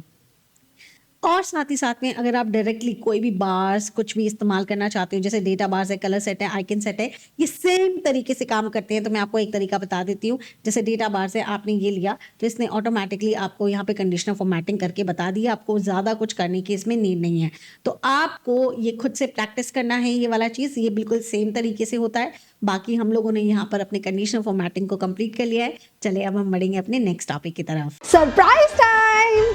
देखिए, अगर जॉब की बात की जाए इंडिया में तो हालत बड़ी खस्ता है, लेकिन हम इसका सोल्यूशन लेकर आए हैं। देखिए, हम जॉब्स तो बढ़ा नहीं सकते, लेकिन इसका सोल्यूशन ये है कि हम मार्केट ही एक्सपैंड कर दें। सिंपल सी चीज है, हम कुछ ऐसा करें कि हम कर तो इंडिया में रहे हैं लेकिन जॉब हमें ग्लोबली मिल जाए। तो मैं लेकर आई हूँ आप सभी के लिए ऐसे 2 कोर्सेज जो कि आप करेंगे तो इंडिया में, लेकिन आप जॉब कर सकते हैं ग्लोबली, मतलब कहीं पे भी जॉब कर सकते हैं। तो अगर आप अपना करियर बनाना चाहते हैं फाइनेंस के फील्ड में, तो आपको जरूरत होती है ग्लोबली रिकॉग्नाइज्ड क्वालिफिकेशन की, और ये 2 कोर्सेज आपको ये जरूर प्रोवाइड करा देंगे। पहला कोर्स आपके पास आता है ACCA, which is association of chartered certified accountants, और ये जो कोर्स है आपका वो 180 प्लस कंट्रीज में रिकॉग्नाइज्ड है। मतलब आप इंडिया में करोगे और जॉब आप 180 कंट्रीज में कर पाओगे। और एलिजिबिलिटी की बात करूं तो इतना आराम से आप काम कर सकते हो कि केवल अगर आपने 10th पास भी किया है तो भी आप ACCA कर सकते हो, और केवल 1.5 साल से लेकर 3 साल लगता है इस कोर्स को कंप्लीट करने के लिए। और साथ ही साथ में जैसे ही आप इस कोर्स को कंप्लीट करते हो तो जो आपका फ्रेशर का पैकेज जाता है वो आपका 12 लाख पर एनम तक जाता है। और सबसे बेनिफिट वाली बात बताऊं तो अगर आप BCom, BBA, IPCC या CA कर रहे हो तो इसके अंदर से 5 से 9 एग्जाम तो एग्जेम्प्ट हो जाते हैं। मतलब आधा कोर्स तो ऐसे ही हो जाएगा बिना कुछ किए। तो अगर आप ACCA के लिए जाते हैं तो आप कोर्स करेंगे इंडिया में और जॉब करेंगे 180 कंट्रीज में कहीं पे भी कर सकते हैं। अगर कंपनीज की बात करूं तो इसके अंदर McKinsey, EY, Accenture, KPMG, big 4 ये सभी कंपनीज ACCA को हायर करती हैं फाइनेंशियल एनालिस्ट के लिए, फाइनेंस मैनेजर्स के लिए, टैक्स कंसल्टेंट्स के लिए। और ना केवल इंडिया में, आप बाहर भी ये अप्लाई कर सकते हो। तो ये था सब कुछ about the ACCA। Second course आपके पास आता है USACMA, सर्टिफाइड मैनेजमेंट अकाउंटेंट। अगर ACCA से कंपेयर किया जाए तो थोड़ा सा अलग है, लेकिन बहुत बेनिफिशियल है। इसकी एलिजिबिलिटी की बात की जाए तो अगर आप 12th पास हैं तो आप USACA में कर सकते हैं। अगर आप इसकी ड्यूरेशन की बात करेंगे तो 6 to 9 मंथ्स में ही कंप्लीट हो जाता है, और जैसे ही आप कोर्स कंप्लीट कर लेंगे तो आप 9 LPA तक का पैकेज एक्सपेक्ट कर सकते हैं। ये कोर्स उन सभी लोगों के लिए बहुत ही एप्ट, एकदम परफेक्ट होता है जिनके बहुत कम एफर्ट्स के साथ अगर आपको कोई ग्लोबल सर्टिफिकेट चाहिए, वो भी बहुत कम टाइम में, तो आप USACMA के लिए जा सकते हैं। इसके अंदर आप जो स्किल्स डेवलप करेंगे वो फाइनेंशियल प्लानिंग होगा, बिजनेस स्ट्रैटेजीज होंगी, रिस्क मैनेजमेंट सीखेंगे, लीडरशिप सीखेंगे। और ये सारी चीज सीखकर आप जिन जॉब्स के लिए अप्लाई कर सकते हैं वो है cost accountant, financial manager, business strategist. आप इनके लिए बहुत इजीली अप्लाई कर सकते हैं। अगर कंपनीज की बात की जाए तो सभी बिग 4 कंपनीज इसके अंदर आती हैं, KPMG, इन्फोसिस, विप्रो, इस तरीके की सारी कंपनीज इसके अंदर आती है जो USACMA को हायर करती हैं। देखिए, अगर मैं सीरियसली बात करूँ ना तो कंपटीशन बहुत ज़्यादा बढ़ रहा है। तो इस वक्त पे आपको एक ऐसी सर्टिफिकेशन की बहुत ज़रूरत है जो ग्लोबली काम करे, सो दैट आपको वो लिबर्टी रहे कि आप बाहर जाके भी काम कर सकते हो। एंड द अदर थिंग, अगर आप खुद से भी सोचोगे ना तो जॉब करने वाले बहुत सारे हैं, लेकिन अपॉर्चुनिटीज उनको मिलती है जिनके पास सर्टिफिकेट्स होते हैं। आज नहीं तो कल आपको उन सर्टिफिकेट्स की जरूरत जरूर पड़ने वाली है, तो देर किस बात की है, आज से ही करना शुरू कीजिए। अब आप सब ये कहेंगे कि मैम इतना सब तो जान लिया, बट ये सब होगा कैसे? और मैं कहूंगी सॉल्यूशन अभी भी मेरे पास है, और वो है जेल एजुकेशन। जेल एजुकेशन एक ऐसा प्लेटफॉर्म है जो कि आपको हेल्प करता है यूएसए सीएमए और आपका एसीसीए का सर्टिफिकेट लेने के लिए। तो मैम वाई जेल? तो इसका सॉल्यूशन भी मेरे पास है, फुल प्रूफ के साथ आई हूँ। देखो अब प्रूफ सुनते जाओ। अगर एसीसीए की बात की जाए तो ये प्लैटिनम पार्टनर्स है एसीसीए बॉडी के। 85% से ज्यादा पास रेट है, जबकि ग्लोबली तो केवल 40% है। एसीसीए के ग्लोबली और इंडिया में भी 100 से ज्यादा रैंक होल्डर्स हैं, और फ्री का रजिस्ट्रेशन है तो पैसे भी बच रहे हैं। नाउ कम टू यूएससीएमए जो कि गोल्ड सर्टिफाइड पार्टनर है। 85% का पास रेट है और 1000 से ज्यादा प्लेसमेंट पार्टनर्स हैं इनके पास। तो फिर तो जॉब लगनी पक्की है ना। लेकिन ये सारी बात थी आपके दोनों कोर्सेज की। नाउ कम टू द जेल एजुकेशन, तो उनकी भी बात की जाए तो 4.8 out of 5 student satisfaction rating है इनकी। 4.5 इनकी गूगल रेटिंग है, और साथ ही साथ में लैक्स ऑफ लैक्स स्टूडेंट को इम्पैक्ट कर चुके हैं। 10,000 से ज्यादा स्टूडेंट्स को तो ये एक्चुअली जॉब दिलवा चुके हैं। तो ये था आपके लिए जेल एजुकेशन का कंप्लीट डेटा। लेकिन फिर भी अभी चीजें बाकी हैं कि मैम अगर मुझे वीकेंड्स में नहीं पढ़ना हुआ तो वीकडेज पे पढ़ना होता, पढ़ लो, कोई दिक्कत नहीं है। आपकी पेस के अकॉर्डिंग यहाँ पर आपके पास सभी सेशंस अवेलेबल हो जाएंगे। साथ ही साथ में आपको पढ़ने के लिए मिलते हैं study material, test and flash cards, और इवेंट्स भी कराए जाते हैं सो दैट आप नेटवर्किंग कर सको। इसके अलावा अगर आपको ये कह रहे हैं कि 100% जॉब असिस्टेंस है, तो केवल कह नहीं रहे, सच्ची में है। आपका लिंक्डइन प्रोफाइल, आपके मॉक इंटरव्यूज, आपके लिए आपका रिज्यूमे बिल्ड करना, ये सब कुछ चीजों में आपकी हेल्प करने वाले हैं। अब इतना सब हो रहा है फिर भी आप कहोगे कि जॉब नहीं लग रही है, तो ऐसा तो पॉसिबल नहीं है। तो इसीलिए मैं कहती हूँ कि आपको जाना चाहिए अपने फाइनेंस करियर के लिए यूएससीए में या फिर एसीसीए के लिए, और चुनना चाहिए हमारे जेल एजुकेशन को जो आपको कंप्लीटली हेल्प करता है। और इसके साथ साथ एक बोनस पॉइंट बता रही हूँ मैं आपको कि आप बुक कर सकते हैं अपनी फ्री काउंसलिंग विद द जेल एजुकेशन। सिंपल सा प्रोसेस है, डिस्क्रिप्शन के अंदर सबसे ऊपर की तरफ ही आपको गूगल फॉर्म का लिंक मिल जाएगा। आप वहां जाइए, उसे फिल कीजिए एंड अपनी फ्री काउंसलिंग बुक कर लीजिए जेल एजुकेशन के साथ। वो आपको पूरी तरीके से समझाएंगे क्या कोर्स है, क्या करना चाहिए, क्या नहीं करना चाहिए, आपके लिए कौन सा बेहतर है और आप आगे इसमें कैसे काम कर सकते हैं। तो जल्दी से जाइए और अपनी फ्री काउंसलिंग बुक कर लीजिए, ताकि आप इसके बारे में और ज्यादा डिटेल में जान सके और ये जान सके पर्सनली आपके लिए क्या बेहतर है। चले हम ज्यादा देर नहीं करेंगे, बढ़ते हैं अपने एक्सेल की तरफ। तो देखिए नेक्स्ट टॉपिक आपके पास आता है, वो आता है filter and sorting. Filter basically करता क्या है, जैसे कि एक छोटा सा एग्जांपल लेके जल्दी से मैं आपको समझाती हूँ कि फिल्टर बेसिकली करेगा क्या। आप सभी लोग अपने घर पे भी फिल्टर लगाते होंगे ना, किस लिए लगाते हैं? ताकि प्योर वाटर मिल सके। तो बिल्कुल वैसे ही यहाँ पे है। अगर मान लीजिए मेरी ये यहाँ पर ड्राइंग को इग्नोर कर दीजिएगा, अगर ये फिल्टर है, इसी तरीके से इसका आइकन आता है। आपने मान लो ये पूरा का पूरा जार भर के पूरा पानी इसके अंदर डाला है, तो इसके अंदर तो आप प्योरिटीज इम्प्योरिटीज सब कुछ डालते हो, राइट। लेकिन लास्ट में आपको चाहिए क्या? प्योरिटी चाहिए, प्योर वाटर चाहिए, प्योर वाटर चाहिए। तो आपको मिलता क्या है? प्योर वाटर मिलता है। ठीक है, प्योर वाटर, जो चीज़ आपको चाहिए वो मिलती है और जो चीज़ नहीं चाहिए वो रह जाती है। इस पानी के अंदर तो सब कुछ ही था, प्योर भी था, अनप्योर भी था। तो बिल्कुल वैसे ही हम डेटा के पर्सपेक्टिव से समझते हैं। यहाँ पर तो मेरे पास कंप्लीट डेटा है और कंप्लीट डेटा ही रहेगा। लेकिन अगर मुझे जानना है कि भाई मैंने तो केवल नॉर्थ में कितनी सेल की है, मैंने तो साउथ में कितनी सेल की है, तो ये चीज़ हम कर सकते हैं फिल्टर के थ्रू। आपने बस किसी भी हेडिंग पे जाना है, होम पे जाना है, और यहाँ से आपको सॉर्ट एंड फिल्टर का ऑप्शन दिख रहा है, आप इस पर क्लिक करेंगे और यहाँ से फिल्टर का ऑप्शन दिख रहा है, आप इसको क्लिक कर सकते हैं। इसकी जो शॉर्टकट की है वो है Ctrl+Shift+L, एक साथ प्रेस करना है तभी काम करेगी। और यहाँ पर आप फिल्टर प्रेस कर दीजिए, इस तरीके के आइकन्स आ जाते हैं। अब ये करते क्या हैं? सिंपल सी चीज़ है, जैसे ही आप इसे क्लिक करेंगे, जिसके बेसिस पे आप करना चाहते हो ना, बस वहाँ पे क्लिक करना है। तो आपने इस पर क्लिक किया और अब आप यहाँ पर देख सकते हो सभी पे टिक हो रखा है। आपको क्या चाहिए? आपको नोट्स चाहिए ना, तो आप इस सेलेक्ट ऑल को सेलेक्ट करो ताकि सब लोग हट जाएं, और उसके बाद यहाँ से नॉर्थ को सेलेक्ट करो, उसके बाद यहाँ ओके करो, तो केवल नॉर्थ की एंट्री रह जाएगी। तो मैम बाकी का डेटा डिलीट हो गया क्या? नहीं, बिल्कुल भी नहीं। देखो it's a matter of representation. Conditional formatting और फिल्टर में भी थोड़ा सा मैं एक रिलेशन बताऊंगी आपको, लेकिन इसे समझें, यहाँ केवल और केवल आपके रिप्रेजेंटेशन की बात है। डेटा मुझे केवल नॉर्थ का नजर आ रहा है, अगर मैं चाहूँ तो मुझे दूसरे डेटा भी नजर आ जाएंगे। अगर मुझे नॉर्थ के साथ मुझे साउथ जानना है तो मैंने ओके किया, तो मुझे नॉर्थ और साउथ एक साथ आ रहे हैं। तो डेटा आपका वही है, डिलीट नहीं हुआ है, बस दिख उतना रहा है जितना आप देखना चाहते हो। अब मान लीजिए मैम एक से ज़्यादा फिल्टर लगा सकते हैं, बिल्कुल लगा सकते हैं। कि अगर मान लीजिए मुझे केवल यहाँ नॉर्थ का देखना है तो मैंने ओके किया, सेलेक्ट ऑल वापस से किया, नॉर्थ किया, ओके किया। अब नॉर्थ में भी मुझे तो केवल लैपटॉप का देखना है या कंप्यूटर का देखना है, तो मेरे को तो केवल कंप्यूटर का देखने को मिलना है, ओके किया तो केवल कंप्यूटर का आ गया। तो इस तरीके से आप चाहें तो एक डेटा के अंदर मल्टीपल फिल्टर्स भी लगा सकते हैं। अनदर थिंग, जैसे ही आप कोई फिल्टर हटाते हो, ऐसा नहीं होता जैसे फिल्टर हटाया, लगाने की भी सेम शॉर्टकट की होती है, हटाने की भी सेम शॉर्टकट की होती है। जैसे ही आपने कंट्रोल शिफ्ट एल दोबारा दबाया तो डेटा आपका पहले जैसे वापस हो जाएगा, चाहे कितने भी फिल्टर्स लगा रखे हों वो सब यहाँ पर हट जाते हैं। तो ये था आपका फिल्ट्रेशन। अच्छा, आप जो चीज़ कंडीशनल फॉर्मेटिंग में सीख के आए हो वही चीज़ यहाँ पर भी है। देखो छोटा सा फर्क समझाती हूँ। अगर आपका कंप्लीट डेटा है, आप कह रहे हो इस डेटा के अंदर मुझे नॉर्थ का डेटा हाईलाइट करना है कि मेरा पूरा डेटा एज इट इज रहे, लेकिन जो नॉर्थ का डेटा है ना उसमें वो कलर आ जाए, वो काम हो जाए, तो आपका डेटा वहीं की वहीं रहेगा। 100 एंट्रीज है, 100 की 100 दिखेंगी, लेकिन क्या 100 की 100 दिख रही हैं, लेकिन उसमें से अगर 50 नॉर्थ की है तो वो हाईलाइट हो रही हैं। लेकिन फिल्टर क्या करता है, आपको नॉर्थ का डेटा देखना है, ओके मैम दिखा देंगे, लेकिन बाकी की जो 50 एंट्रीज हैं जो कि फालतू की हैं, फालतू की इन द सेंस नॉर्थ की नहीं है, उसको हम स्क्रीन से ही हटा देंगे सो दैट आपको देखने में आसानी हो जाए।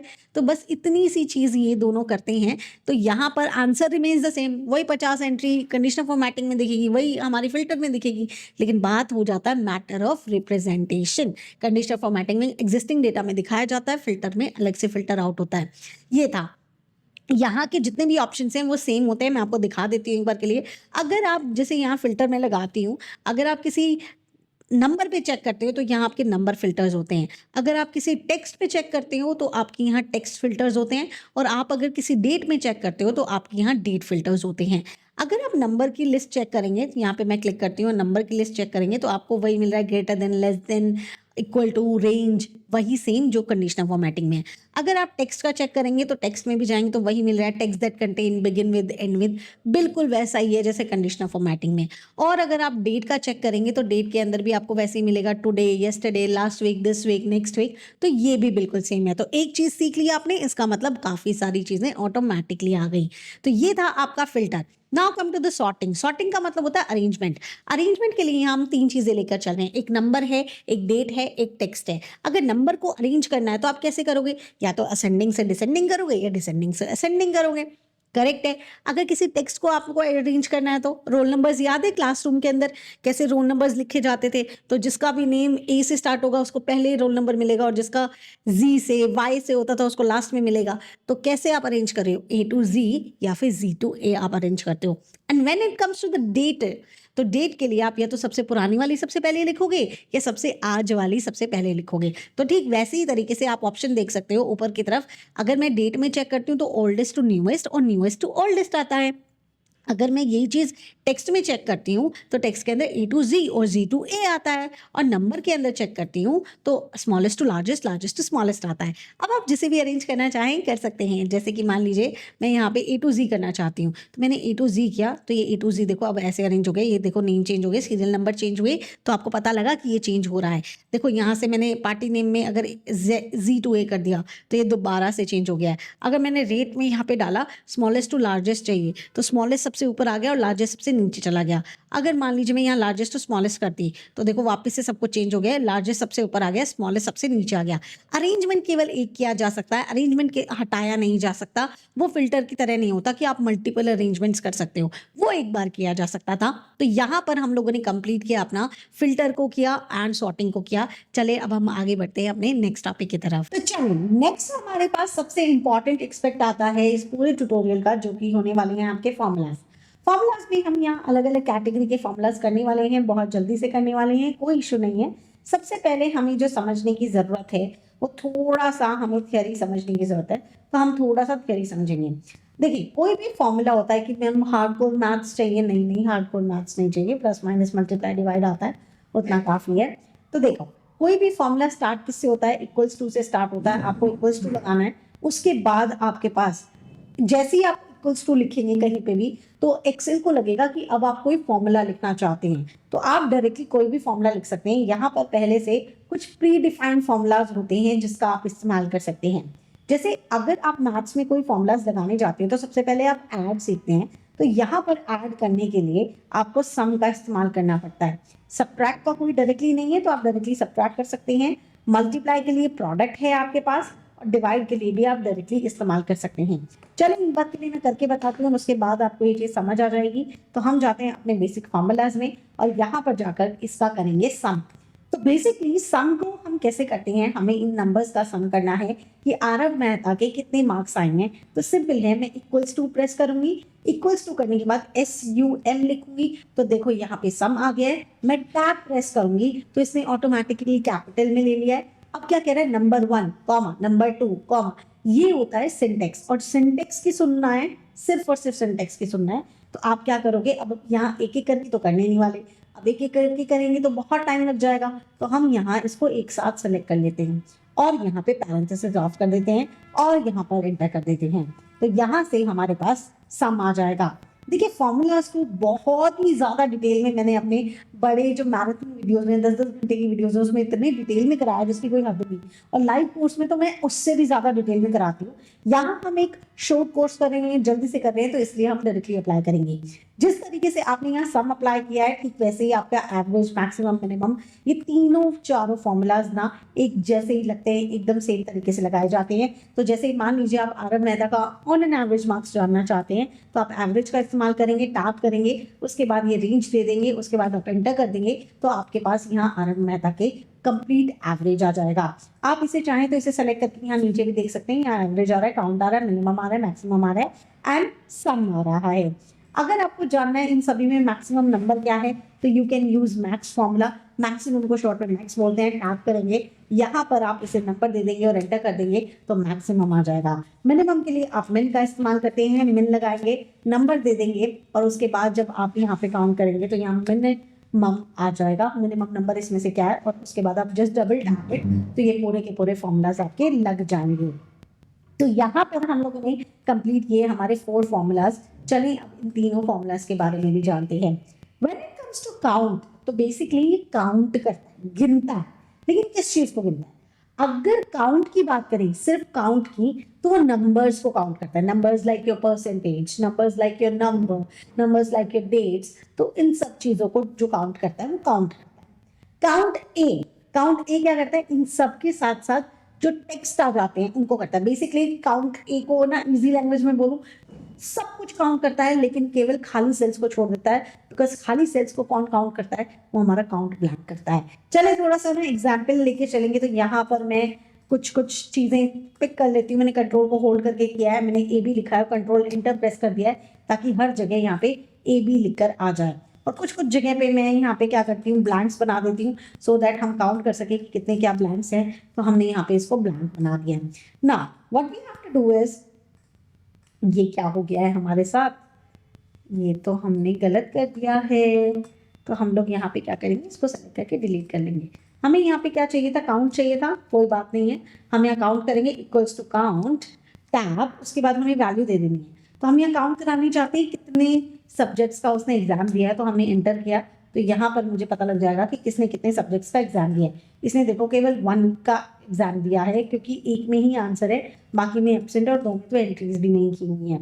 काउंट ए आपके नंबर और आपका जितना भी जितनी भी चीज़ें होती हैं बस एम्प्टी को छोड़ देता है, वो आपका काउंट ए करता है। तो यहाँ पे आप काउंट ए लगाएंगे, टैप करेंगे, उसके बाद वही वैल्यूज दे देंगे और उसके बाद एंटर कर देंगे तो यहाँ पर आपका काउंट ए आ जाएगा। Now come to the count blank, जिसके अंदर आपको ब्लैंक काउंट करने को मिलते हैं। तो यहाँ पर आप काउंट ब्लैंक का फॉर्मूला लगाएंगे, टैप करेंगे, पूरा लिखने की भी जरूरत नहीं होती है, थोड़ा सा लिख दीजिए, काम बन जाएगा। और उसके बाद आप यहाँ से पूरे को सेलेक्ट करेंगे, पैरेंथेसिस ऑफ करेंगे, एंटर करेंगे तो यहाँ पर वो आपको ब्लैंक को काउंट करके बता देगा इस रेंज के अंदर कितने ब्लैंक्स हैं। आप देख सकते हैं यहाँ 2 है, इसका मतलब यहाँ पे देख सकते हो आप 2 ब्लैंक्स हैं। इस तरीके से हम लोगों ने यहाँ पर कंप्लीट किए। देखो आपको ये फॉर्मूलाज चाहिए, आपने यहाँ पे लिया, होम पे गए, फॉर्मेट प्रिंटर पे गए, इस पर क्लिक किया, देखो सेम फॉर्मेटिंग आ गई। तो यहाँ पर हम लोगों ने कंप्लीट कर लिए हैं अपने लगभग 7 formulas. Now move to the next category which is your text category.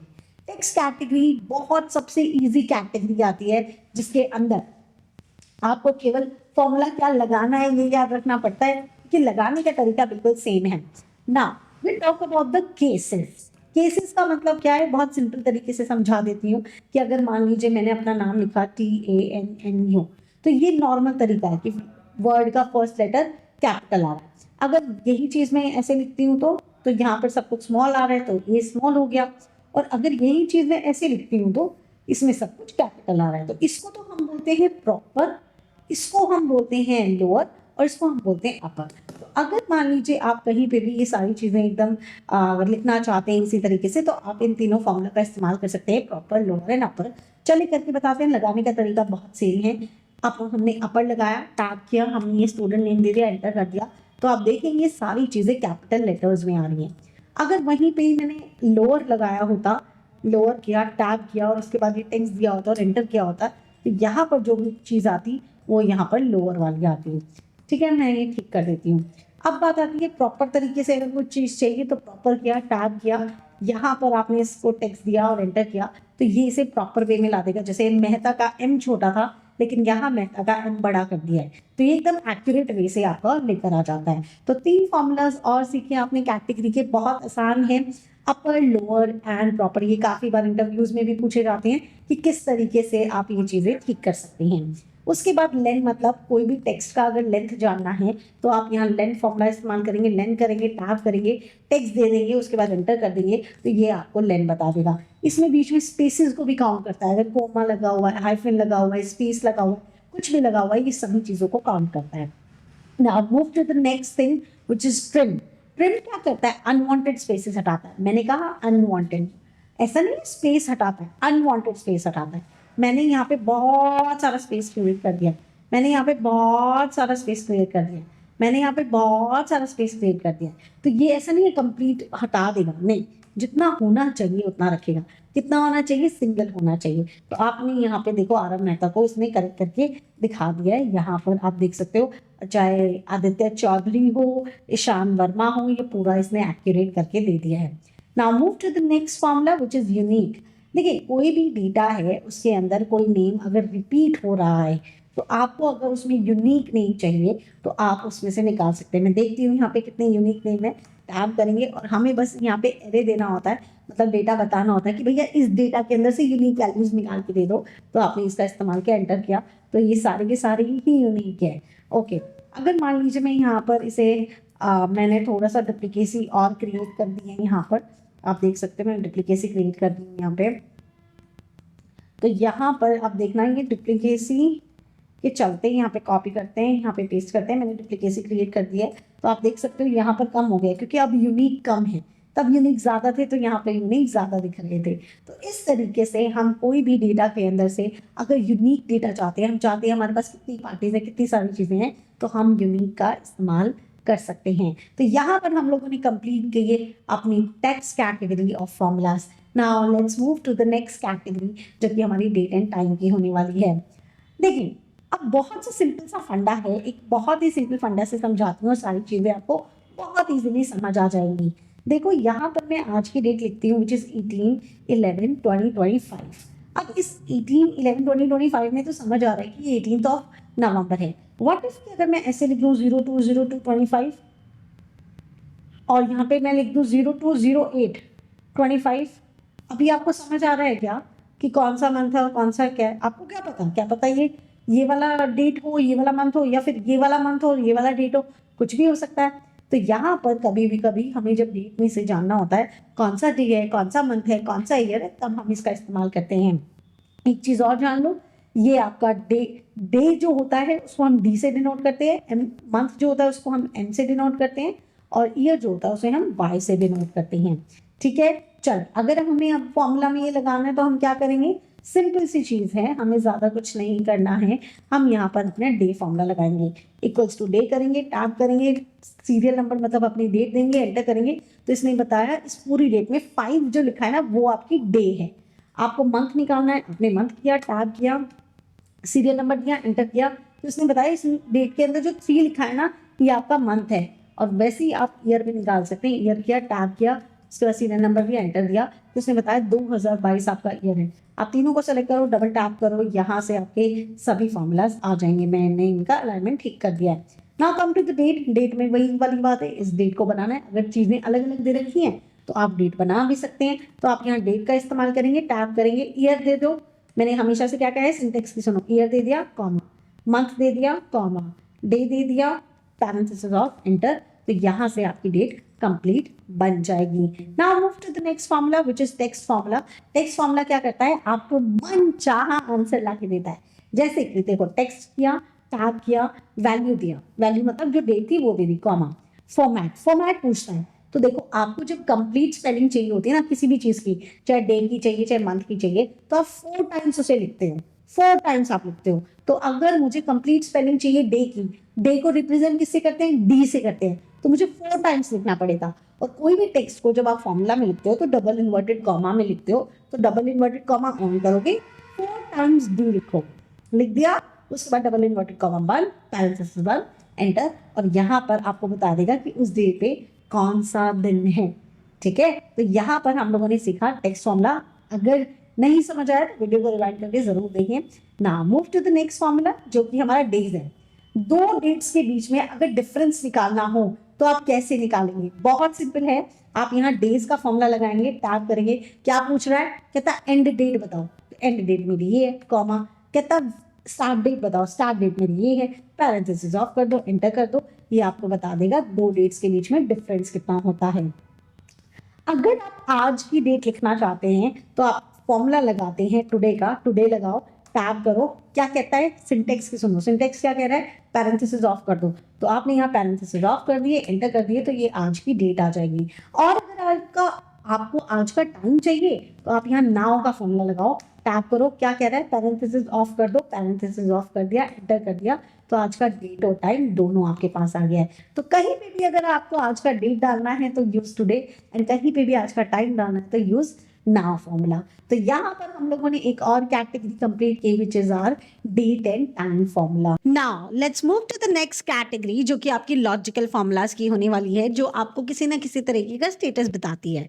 Logical formulas मतलब क्या, कोई लॉजिक के साथ काम करना। जैसे कि अगर मैं लेकर चलूं कि अगर मान लीजिए आपका जो मार्क्स है वो 200 से ज़्यादा है तो आप पास हो, वरना आप फेल हो। तो मैं क्या बोल रही हूँ, अगर आपका मार्क्स 200 से ज़्यादा है तो मेरे को यही चीज़ लिखनी पड़ेगी। हम यहाँ इफ़ का फॉर्मूला लगाएंगे, टैब करेंगे, लॉजिकल टेस्ट चेक किसको करवाना है, इस मार्क्स को चेक कराना है। क्या चेक करवाना है, क्या ये ग्रेटर देन 200 है क्या, और अगर ये बात सच है तो क्या करना है, देखो वैल्यू ऑफ ट्रू, अगर ये बात सच होती है तो क्या होता है, वो बंदा पास हो जाता है ना। तो आप यहाँ डबल इन्वर्टेड कॉमा ऑन करोगे और पास लिख दोगे, डबल इन्वर्टेड कॉमा ऑफ कर दोगे, कॉमा करोगे, वैल्यू फॉल्स, और ये बात झूठ हो जाती है तो क्या करोगे, तो सिंपल सी चीज़ है, हम उसे फेल करार कर देंगे। तो आप यहाँ डबल इन्वर्टेड कॉमा के अंदर फेल लिख देंगे। फेल लिखने के बाद आपने बस ये पैरेंथेसिस ऑफ किया, एंटर किया, और आपका आंसर आ गया है।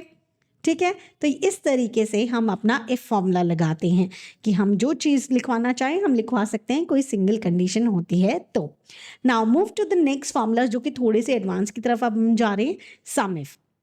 अब आप इफ सीख के आए हो, आप सम सीख के आए हो, तो सम इफ क्या है कि कोई ऐसी एक कंडीशन देना, उसके बेसिस पे सम करना, तो वो आपका सम इफ होता है। जैसे कि मान लीजिए आपके पास सेल्स की पूरी शीट है। अब हो सकता है ना कि कोई कस्टमर बार बार आके आपसे खरीदता हो और आपको अब पूरे महीने के एंड में जानना है कि भाई ये पर्सन मुझसे खरीद के कितने का लेकर गया है। तो ये चीज़ नॉर्मली आप पता कर सकते हो। यहाँ पर मैंने पार्टी नेम्स ले रखे हैं, कैसे ले रखे हैं ये आप मुझे कमेंट सेक्शन में बताएं कि कैसे मैं यहाँ पे पार्टी नेम्स लिख सकती हूँ। Now the formula is sum if, कि सम करना है कि कितना का लेके गया, इफ उस पार्टी नेम के बारे में। तो हम यहाँ फॉर्मूला लगाएंगे सम इफ का, टैब करेंगे। देखो यहाँ पर सिंटेक्स को समझते हैं। रेंज, रेंज को हम बाद में समझेंगे। The second syntax is criteria. Criteria मतलब होता है जिसको ढूंढना है। किसको ढूंढना है, वेदांता वेंचर्स को ढूंढना है। तो Vedanta venture is your criteria. Range मतलब जिसमें मिलेगा, ये वेदांता वेंचर मिलेगा किसमें, आपको पार्टी नेम में मिलेगा। तो आप यहाँ पार्टी नेम को सेलेक्ट करोगे। कोई चीज जो सभी के लिए सेम होने वाली है। वेदांता वेंचर के लिए भी इसी में ढूंढना है, निवारा को भी, टेक्सार को भी, आरम को भी, करिकार्ड को भी, सृष्टि को भी, हर किसी को इसी में ढूंढना है। इसलिए F4 से फिक्स करेंगे, कॉमा करेंगे। क्राइटेरिया क्या, किसको ढूंढना था भैया, किसको ढूंढना था, वेदांता को ढूंढना था। नाउ कॉमा, सम रेंज, सम किसका करना है, इस वैल्यू का सम करना है। इस पूरे को सेलेक्ट करेंगे और साथ ही साथ में सभी का सम इसी में से लेना है क्या, हाँ जी मैम इसी में से लेना है, तो इसीलिए हम इसको F4 से फिक्स करेंगे। पैरेंथेसिस ऑफ करेंगे, एंटर करेंगे, तो यहाँ पर आप देखेंगे कि आपके सभी फॉर्मूलाज आ जाएंगे, एकदम एक्यूरेट आंसर्स आ चुके हैं। तो यहाँ एक सिंगल फॉर्मूला से पता कर लिया कि इस किस पर्सन ने पूरे महीने में आपसे कितना परचेज किया है। तो ये था आपका sum formula. Now move to the next advance formula, जिससे सब लोग कहते रहते हैं कि मैम ये तो समझ ही नहीं आता, that is your V lookup and x lookup formula. ये काम कब आता है, जब आपको अपने मास्टर डेटा, मान लीजिए ये आपका मास्टर डेटा है, इस डेटा के अंदर से कोई इन्फॉर्मेशन निकालनी है कि भाई करिकार्ड का अमाउंट कितना है। यहाँ पर मैंने कोई और नेम दे दिया कि भाई ग्रोलिफ एग्रोटेक का अमाउंट कितना है।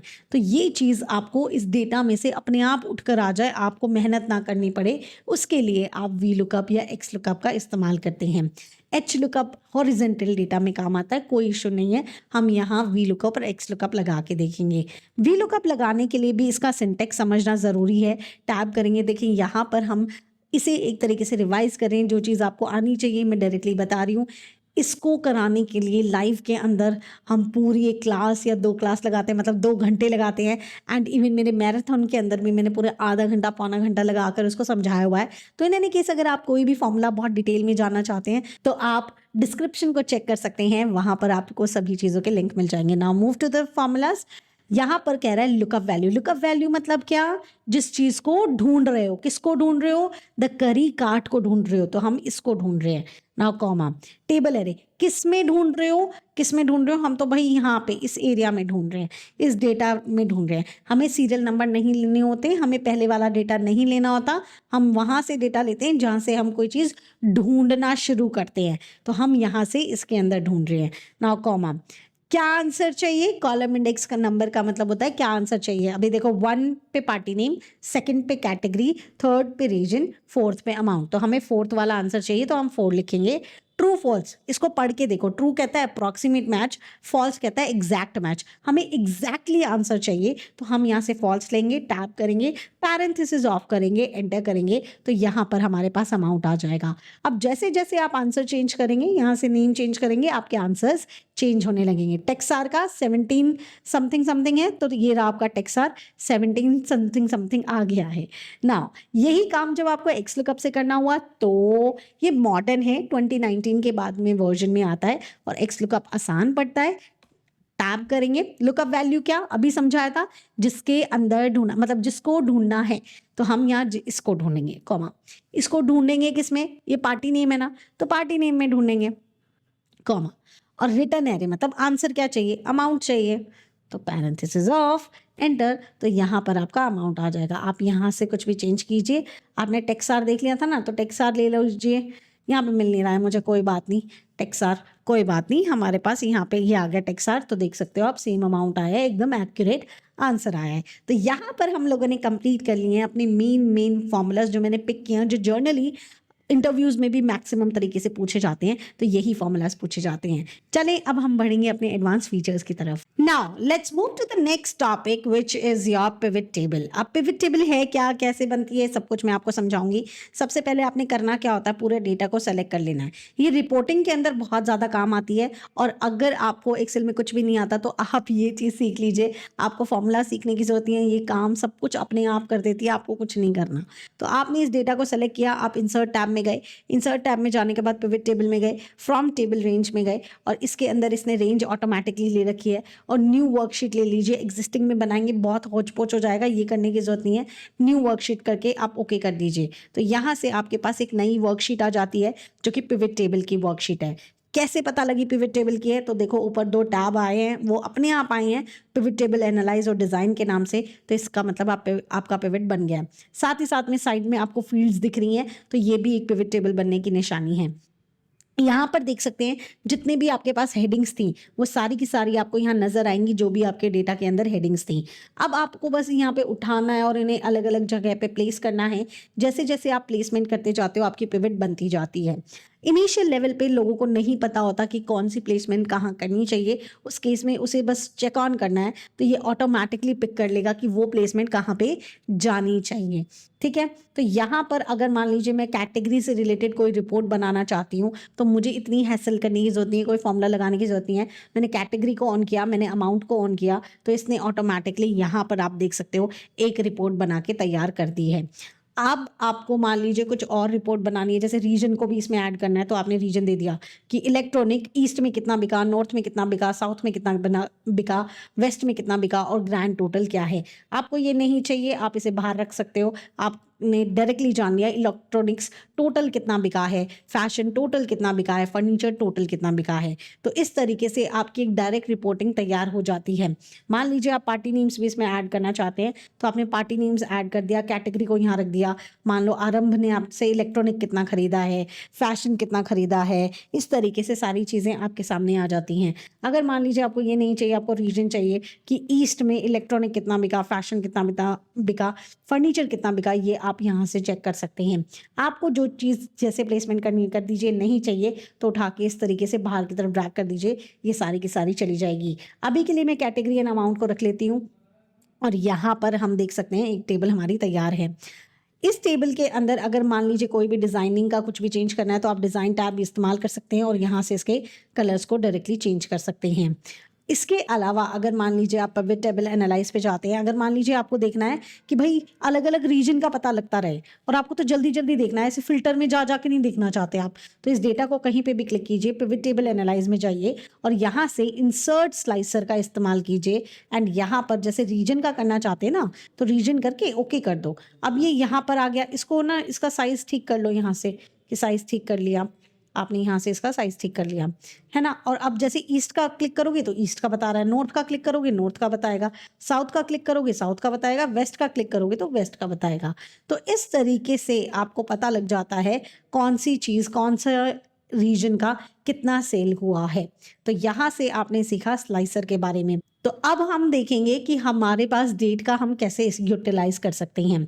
तो यहाँ पर हम लोग क्या करेंगे, वैसे ही अपनी क्या कर देते हैं, रीजन को ऑन कर देते हैं, अमाउंट को ऑन कर देते हैं, लेकिन डेट वाइज जानना चाहते हैं तो हम क्या करेंगे, पिवट टेबल एनालाइज में जाएंगे और यहाँ से इंसर्ट टाइमलाइन करेंगे और यहाँ से डेट पे क्लिक करके ओके कर देंगे। तो ये थी टाइमलाइन। टाइमलाइन आने के बाद आप यहाँ इसे ईयर्स में, क्वार्टर्स में, मंथ में डायरेक्टली अपने डेटा को देख सकते हो बिना कोई मेहनत किए। आपने क्वार्टर लिख दिया, आप फर्स्ट क्वार्टर का देखना है, फर्स्ट क्वार्टर में कुछ भी नहीं है, सेकंड क्वार्टर में कुछ नहीं है, थर्ड में कुछ नहीं है, फोर्थ में कुछ नहीं है, फोर्थ क्वार्टर का है, फोर्थ क्वार्टर में डेटा आ गया। चलो आप ईयर वाइज देखना नहीं चाहते, मंथ वाइज देखना चाहते हो, आपने जुलाई का देखा, अगस्त का देखा, सितंबर का देखा, अक्टूबर का देखा, नवंबर में देखा, नवंबर की एंट्रीज होंगी तो यहाँ पर नवंबर की एंट्रीज आ गई। दिसंबर की भी कोई एंट्री नहीं है, वो पूरा डेटा नवंबर का होगा, इसीलिए वो कंप्लीट मुझे नवंबर का ही डेटा दिखा रहा है। तो जब भी आपको टाइम के बेसिस पे कुछ देखना है तो यू कैन यूज टाइमलाइन, आप डेट को उसका इस्तेमाल कर सकते हैं। लेकिन जब भी आपको डायरेक्टली यहाँ पर कोई भी डेटा देखना है तो आप डायरेक्टली इसका इस्तेमाल कर सकते हैं। मैम स्लाइसर यहाँ पे भी आ सकता है, हाँ बिल्कुल आ सकता है। हम इसको क्लिक करेंगे, पिवट टेबल एनालाइज पे जाएंगे, इंसर्ट स्लाइसर करेंगे। यहाँ पे मान लीजिए मैं प्रोडक्ट बेस पे कर लेती हूँ, ओके कर लेती हूँ, तो प्रोडक्ट बेस में को ये आ गया, कंप्यूटर कितना बिका, नॉर्थ और साउथ में बिका है, लैपटॉप कितना बिका है, ईस्ट और नॉर्थ में बिका है और इतने इतने का बिका है, और स्पीकर्स कितने बिके, वेस्ट और साउथ में बिके और इतने इतने बिके हैं। अगर आप मल्टीपल सिलेक्शन करना चाहते हैं तो आप इस पर क्लिक करेंगे और मल्टीपल वैल्यूज भी सेलेक्ट कर सकते हैं। और अगर आपको पहले जैसा सब कुछ चाहिए तो बस आप क्रॉस कर दीजिए, सब कुछ आपके सामने आ जाएगा। तो ये थे आपका insert slicer and insert timeline. इसके साथ साथ पिवट आपको और भी बहुत हेल्प करता है। आपको क्या करना है, आपको बस इसको सेलेक्ट करना है, सिलेक्शन की भी जरूरत नहीं है, आप बस इस पर क्लिक कर लीजिए, पिवट टेबल एनालाइज पे जाइए एंड पिवट चार्ट पे जाइए। यहाँ पर आपको ये ऑटोमेटिकली रिकमेंड कर देता है, उसमें कोई इश्यू नहीं है, आप डायरेक्टली इसे इंसर्ट कर सकते हैं। और यहाँ पर जब आप देखेंगे आपका चार्ट यहाँ आ चुका है। अब इसके अंदर कुछ भी चेंजेस होते हैं, जैसे मैंने कंप्यूटर कर दिया, इसके अंदर चेंजेस हुए हैं तो आपके चार्ट के अंदर भी चेंजेस देखेंगे। देखो मैंने कंप्यूटर किया तो देखो चेंज हो रहा है। मैंने यहाँ से लैपटॉप किया तो देखो चेंज हो रहा है, कंप्यूटर किया तो देखो चेंज हो रहा है, स्पीकर किया तो देखो चेंज हो रहा है, अक्टूबर किया तो देखो चेंज हो गया, नवंबर किया वैल्यूज़ आ गई। तो आप अब कहीं से भी कुछ भी चेंजेस करेंगे अपनी रिपोर्ट में तो वो रिपोर्ट वाली चेंजेस आपको अपने चार्ट में भी नज़र आएंगे। आप अगर इसे कोई दूसरे चार्ट में कन्वर्ट करना चाहते हैं तो आप उसे भी कन्वर्ट कर सकते हैं। आपको बस पिवट टेबल यहाँ पे हम फॉर्मेट में जाएंगे पिवट टेबल के, एंड यहाँ पर हम लोग इसे चेंज कर सकते हैं। हम यहाँ पे अगर आप चाहते हैं और भी किस्म के चार्ट्स को इंसर्ट करना तो आप आराम से कर सकते हैं। आपको बस पिवट टेबल एनालाइज पे जाना है, यहाँ पिवट चार्ट पे जाना है। अगर आपको पाई करना था तो आप इसकी जगह पाई भी इस्तेमाल कर सकते थे, तो आपने यहाँ पाई देख लिया। आप जैसे भी चार्ट यहाँ पे इंसर्ट करना चाहते हैं आप इंसर्ट कर सकते हैं। चार्ट बेसिकली क्या होता है, आपको बस अपना डेटा सेलेक्ट करना होता है और उसके बाद आपको उसमें चार्ट बनाना होता है और चार्ट आपके डेटा के अकॉर्डिंग काम करने लग जाता है। मुझे कंप्लीट डेटा देखना है तो आप देख सकते हो मेरे दोनों ही चार्ट में कंप्लीट डेटा अब नज़र आ रहा है। तो इस तरीके से बहुत ही सिंपल तरीके से आप रिपोर्टिंग कर सकते हो। बहुत ज़्यादा हमें यहाँ मेहनत करने की ज़रूरत नहीं होती, थोड़ा स्मार्ट वर्क करने की ज़रूरत होती है और हमारा काम हो जाता है। ये थी आपकी pivot table and pivot chart. मैंने यहाँ टेबल बनाना सिखाया, स्लाइसर लगाने सिखाया, टाइमलाइन सिखाया और चार्ट्स पे आप कैसे काम कर सकते हो वो बताया कि आप चार्ट भी इंसर्ट करोगे तो उसी तरीके से काम करेगा। Now let's move to the next topic, वो भी एक स्मार्ट टॉपिक है आपके लिए। तो देखिए जैसे ही मैंने आपको बोला था स्मार्ट वाली चीज़ है तो एआई की बात करनी बहुत ज़रूरी है। तो अब मैं आपको 3 तरीके बताने वाली हूँ एआई के, तो आपने ध्यान से समझना है। सबसे पहले एक चैट बॉट असिस्टेंट बताने वाली हूँ कि कैसे आप इस्तेमाल करेंगे उसको अपना डेटा बनवाने के लिए, अपने लिए डेटा बनवाएंगे, अपने लिए प्रैक्टिस करवाएंगे। दूसरी चीज़ मैं आपको सिखाऊंगी कि किस तरीके से आप एक डैशबोर्ड के लिए डेटा देंगे, जो हम बनवाएंगे वो डेटा देंगे और वो ऑटोमेटिकली आपके लिए डैशबोर्ड बना के दे देगा। और तीसरी चीज़ हम करेंगे एआई से बातें, जैसे आप मुझसे करते हो, जैसे मैं आपसे करती हूँ, ऐसे ही अब हम एआई से बातें करेंगे। चलें अब हम ये तीनों चीज़ें करने वाले हैं। सबसे पहले हम लोग क्या करेंगे, हम अपने गूगल पे आ जाएंगे। तो मैं यहाँ पे अपने गूगल पे आ गई हूँ। गूगल पे जाने के बाद आपको चैट जीपीटी पे जाना है। चैट जीपीटी सबसे बेस्ट लगता है मुझे चैट बॉट असिस्टेंट में। चैट जीपीटी पे जाएंगे एंड यहाँ से आप जो इंट्रोड्यूसिंग एआई होता है ये चैट जीपीटी होता है, आप इसको इस्तेमाल कर सकते हैं। ट्राई चैट जीपीटी पे जाएंगे तो आपके पास इस तरीके का इंटरफेस आ जाएगा। अब आपको कहना क्या है, बेसिकली ये सारा काम होता है प्रॉम्प्टिंग का। प्रॉम्प्ट करेक्ट है तो सारे काम करेक्ट हो रहे हैं। तो आपने बस इसको बताना है provide me a huge data of e commerce sales for creating dashboard, और उसको बता दो कि किस फॉर्मेट में चाहिए। n.xlsx ये एक्सेल का फॉर्मेट होता है फॉर्मेट। तो ये आपको ऑटोमेटिकली एक डाउनलोडेबल फाइल बना के दे देगा जिसे आप डाउनलोड कर सकते हैं और उसके बाद आप उस पर काम कर सकते हैं। तो देखिए यहाँ पर इसने अपनी फाइल बना के दे दी है, हमें बस फाइल को डाउनलोड करना है। तो मैंने यहाँ पे डाउनलोड के लिए इसे क्लिक किया और यहाँ पर ये डाउनलोड हो जाएगी। डाउनलोड होने के बाद आप इसे ओपन करके देख सकते हैं। ये आपकी फ़ाइल यहाँ पे आ चुकी है, आपकी यहाँ फाइल ओपन हो चुकी है और आप देख सकते हैं आपका कंप्लीट डेटा यहाँ आ चुका है। हमारे पास यहाँ डेटा के अंदर क्या क्या चीज़ें हैं, हम यहाँ पर एक बार के लिए उसको करेक्ट कर लेते हैं। Alt+HOI एंड Alt+HOA कर लेते हैं और इस डेटा को एकदम एक्यूरेट कर लेते हैं। हमारे पास ऑर्डर आईडी है, डेट है, कस्टमर नेम है, product category, name, quantity, unit price, total amount, city, payment method, काफ़ी कुछ है। तो ये हमारा डेटा उसने बना के दे दिया है। अब आप प्रैक्टिस करना चाहते हो, जैसे प्रैक्टिस करो, ठीक है। तो पहली चीज़ हमने सीखी कि किस तरीके से हम एआई का इस्तेमाल करके अपने लिए डेटा बना सकते हैं। हम उसको स्पेसिफिकेशन भी दे सकते हैं, मुझे ये चाहिए मेरे डेटा में या मुझे वो चाहिए मेरे डेटा में। जैसा आप लिखना चाहो आप लिख सकते हो। नाउ अब मैं आपको दूसरी चीज़ सिखाने वाली हूँ कि किस तरीके से आप इसी डेटा का इस्तेमाल करके डैशबोर्ड बना सकते हो और वो भी सिंगल क्लिक में। तो चलें एक बार के लिए वो और देख लेते हैं। तो आपको यहीं पे अपने गूगल पे आ जाना है। गूगल पे आने के बाद आपको लिखना है thebricks.com। क्या लिखोगे, thebricks.com लिखोगे और एंटर कर दोगे तो यहाँ से सबसे पहले आता है ब्रिक्स एआई, जो कि आपका डेटा एनालाइज करके डैशबोर्ड बनाता है। मैंने यहाँ पे ऑलरेडी लॉगिन वगैरह सब किया हुआ है तो मैं डायरेक्टली यहाँ पर अपलोड करूँगी। अच्छा, अपलोड करने से पहले देखो ये एक्सेल फाइल ले रहा है तो हम लोग डायरेक्टली एक्सेल फाइल दे सकते हैं, अदरवाइज आप इसे CSV फॉर्मेट में भी दे सकते हैं। हमने यहाँ ओपन कर दिया है। अब हमने कह दिया जनरेट डैशबोर्ड, तो ये थोड़ा सा वक्त लेगा और आपके लिए डैशबोर्ड जनरेट करने लग जाएगा। कंप्लीट डेटा को एनालाइज करेगा और उस अकॉर्डिंग आपके लिए डेटा बनाने लग जाएगा। तो हम लोगों ने 3 दिन पहले भी इसे बनाया था। हमारा यहाँ पर डेटा हम क्रिएट अ डैशबोर्ड पे जाएंगे। अब ये हमारे लिए डैशबोर्ड बना रहा है, सारी चीज़ें खुद ही अरेंज करेगा, सारे लेआउट लगाएगा, ब्लॉग्स बनाएगा, इनसाइट जनरेट करेगा, चीज़ें लिखेगा, सब कुछ अब एआई करेगा। तो देखें यहाँ पर इसने हमारे लिए कंप्लीट डैशबोर्ड बना दिया है और आप देख सकते हैं विद इन सिंगल क्लिक। अगर आप वीडियो को कवर कर रहे हैं तो आप यहाँ टाइमिंग भी चेक कर लेना, विद इन अ मिनट इसने ये काम करके दिया है। और आप देख सकते हो सारे के सारे इनसाइट्स बहुत ही अच्छे तरीके से बना दिए हैं। ना मैंने इसे बताया कि क्या बनाना है, ना मैंने उसे कुछ कहा, इसने ऑटोमेटिकली एनालाइज कर लिया है। यहाँ साइड में आपको थीम मिल जाता है, ये फ्री टूल मैं इस्तेमाल कर रही हूँ। प्रीमियम लेना चाहते हैं प्रीमियम ले सकते हैं। अगर आप इसकी थीम चेंज करना चाहते हैं तो आप यहाँ से इसकी थीम भी चेंज कर सकते हैं। मैंने यहाँ पे पहले ब्लू रखी हुई थी तो ब्लू कलर का सब कुछ आ रहा था। द नेक्स्ट थिंग, अगर आप कोई ब्लॉग्स खुद से ऐड करना चाहते हैं, खुद से इसके अंदर प्रेजेंटेशन ऐड करना चाहते हैं तो आप ब्लॉग्स में जा सकते हैं। यहाँ पे अगर नेम का कुछ ऐड करना है तो नेम का ऐड कर दिया, मान लो कोई चार्ट ऐड करना है चार्ट ऐड कर दिया।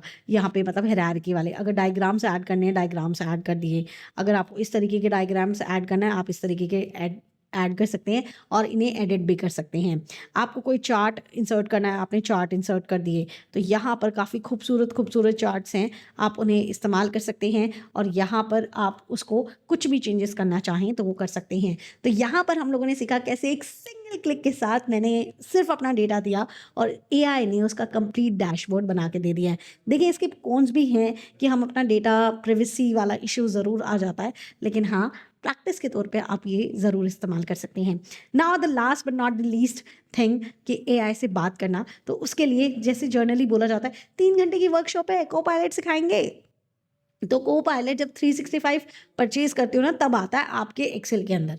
देखो यहाँ पे ये रहा कोपायलट, तो ये तब आता है जब 365 परचेज करते हो। तो बिना पैसों के भी कोपायलट चल सकता है, बहुत सिंपल है। आप अपने यहाँ पे सिस्टम पे सर्च करना, वो ऑलरेडी होगा आपके में कोपायलट, इसे ओपन कर लेना, ठीक है। तो जो काम वहाँ पे होता है वो काम यहाँ पे भी हो सकता है, बस यहाँ आपको सारी चीज़ें उसे बतानी पड़ती है, वहाँ वो ऑटोमेटिकली समझ जाता है क्योंकि वो ऑलरेडी आपके एक्सेल के अंदर होता है। अब यहाँ पे बाकी चीज़ें बिल्कुल वैसी हैं जैसे चैट जीपीटी की होती हैं, लेकिन जो एक चीज़ मुझे अच्छी लगती है वो यहाँ पर स्क्रीन शेयर है, तो मैं आपको वो ज़रूर सिखाऊंगी। तो ये जो आपको ये चश्मे जैसा आइकन दिख रहा है, बस आपको यहाँ पे क्लिक करना है और यहाँ पर उसको बताना है कि आप उसको क्या स्क्रीन शेयर कराना चाहते हो। तो स्टार्ट विद द वॉइस, हम ये पूरा का पूरा शेयर कराना चाहते हैं तो हमने इसको शेयर करा दिया है। मेरी स्क्रीन इससे शेयर हो रही है and can you hear me? Can Yes, Tanu. Okay, you know my name. Yeah, Tanu. That's right. I remember you mentioned it before. How can I assist you today? Okay, मुझे जो अभी screen पे जो data दिख रहा है ना उसे ठीक से अरेंज करना है। यहाँ पर विड्थ और लेंथ पूरा खराब हुआ है, तो ये मैं ठीक कैसे कर सकती हूँ? क्या शॉर्टकट की का इस्तेमाल करूँ, कैसे करूँ? आप अपने डेटा की चौड़ाई और लंबाई सही करने के लिए एक्सेल में कॉलम चौड़ाई और पंक्ति ऊंचाई को ऑटो फिक कर सकते हैं। ऐसा करने के लिए आप अपने कॉलम, बहुत बढ़िया, आपने एक्सेल खोला हुआ है और डेटा सही से अरेंज करना चाहती हैं। कॉलम की चौड़ाई, जानवी,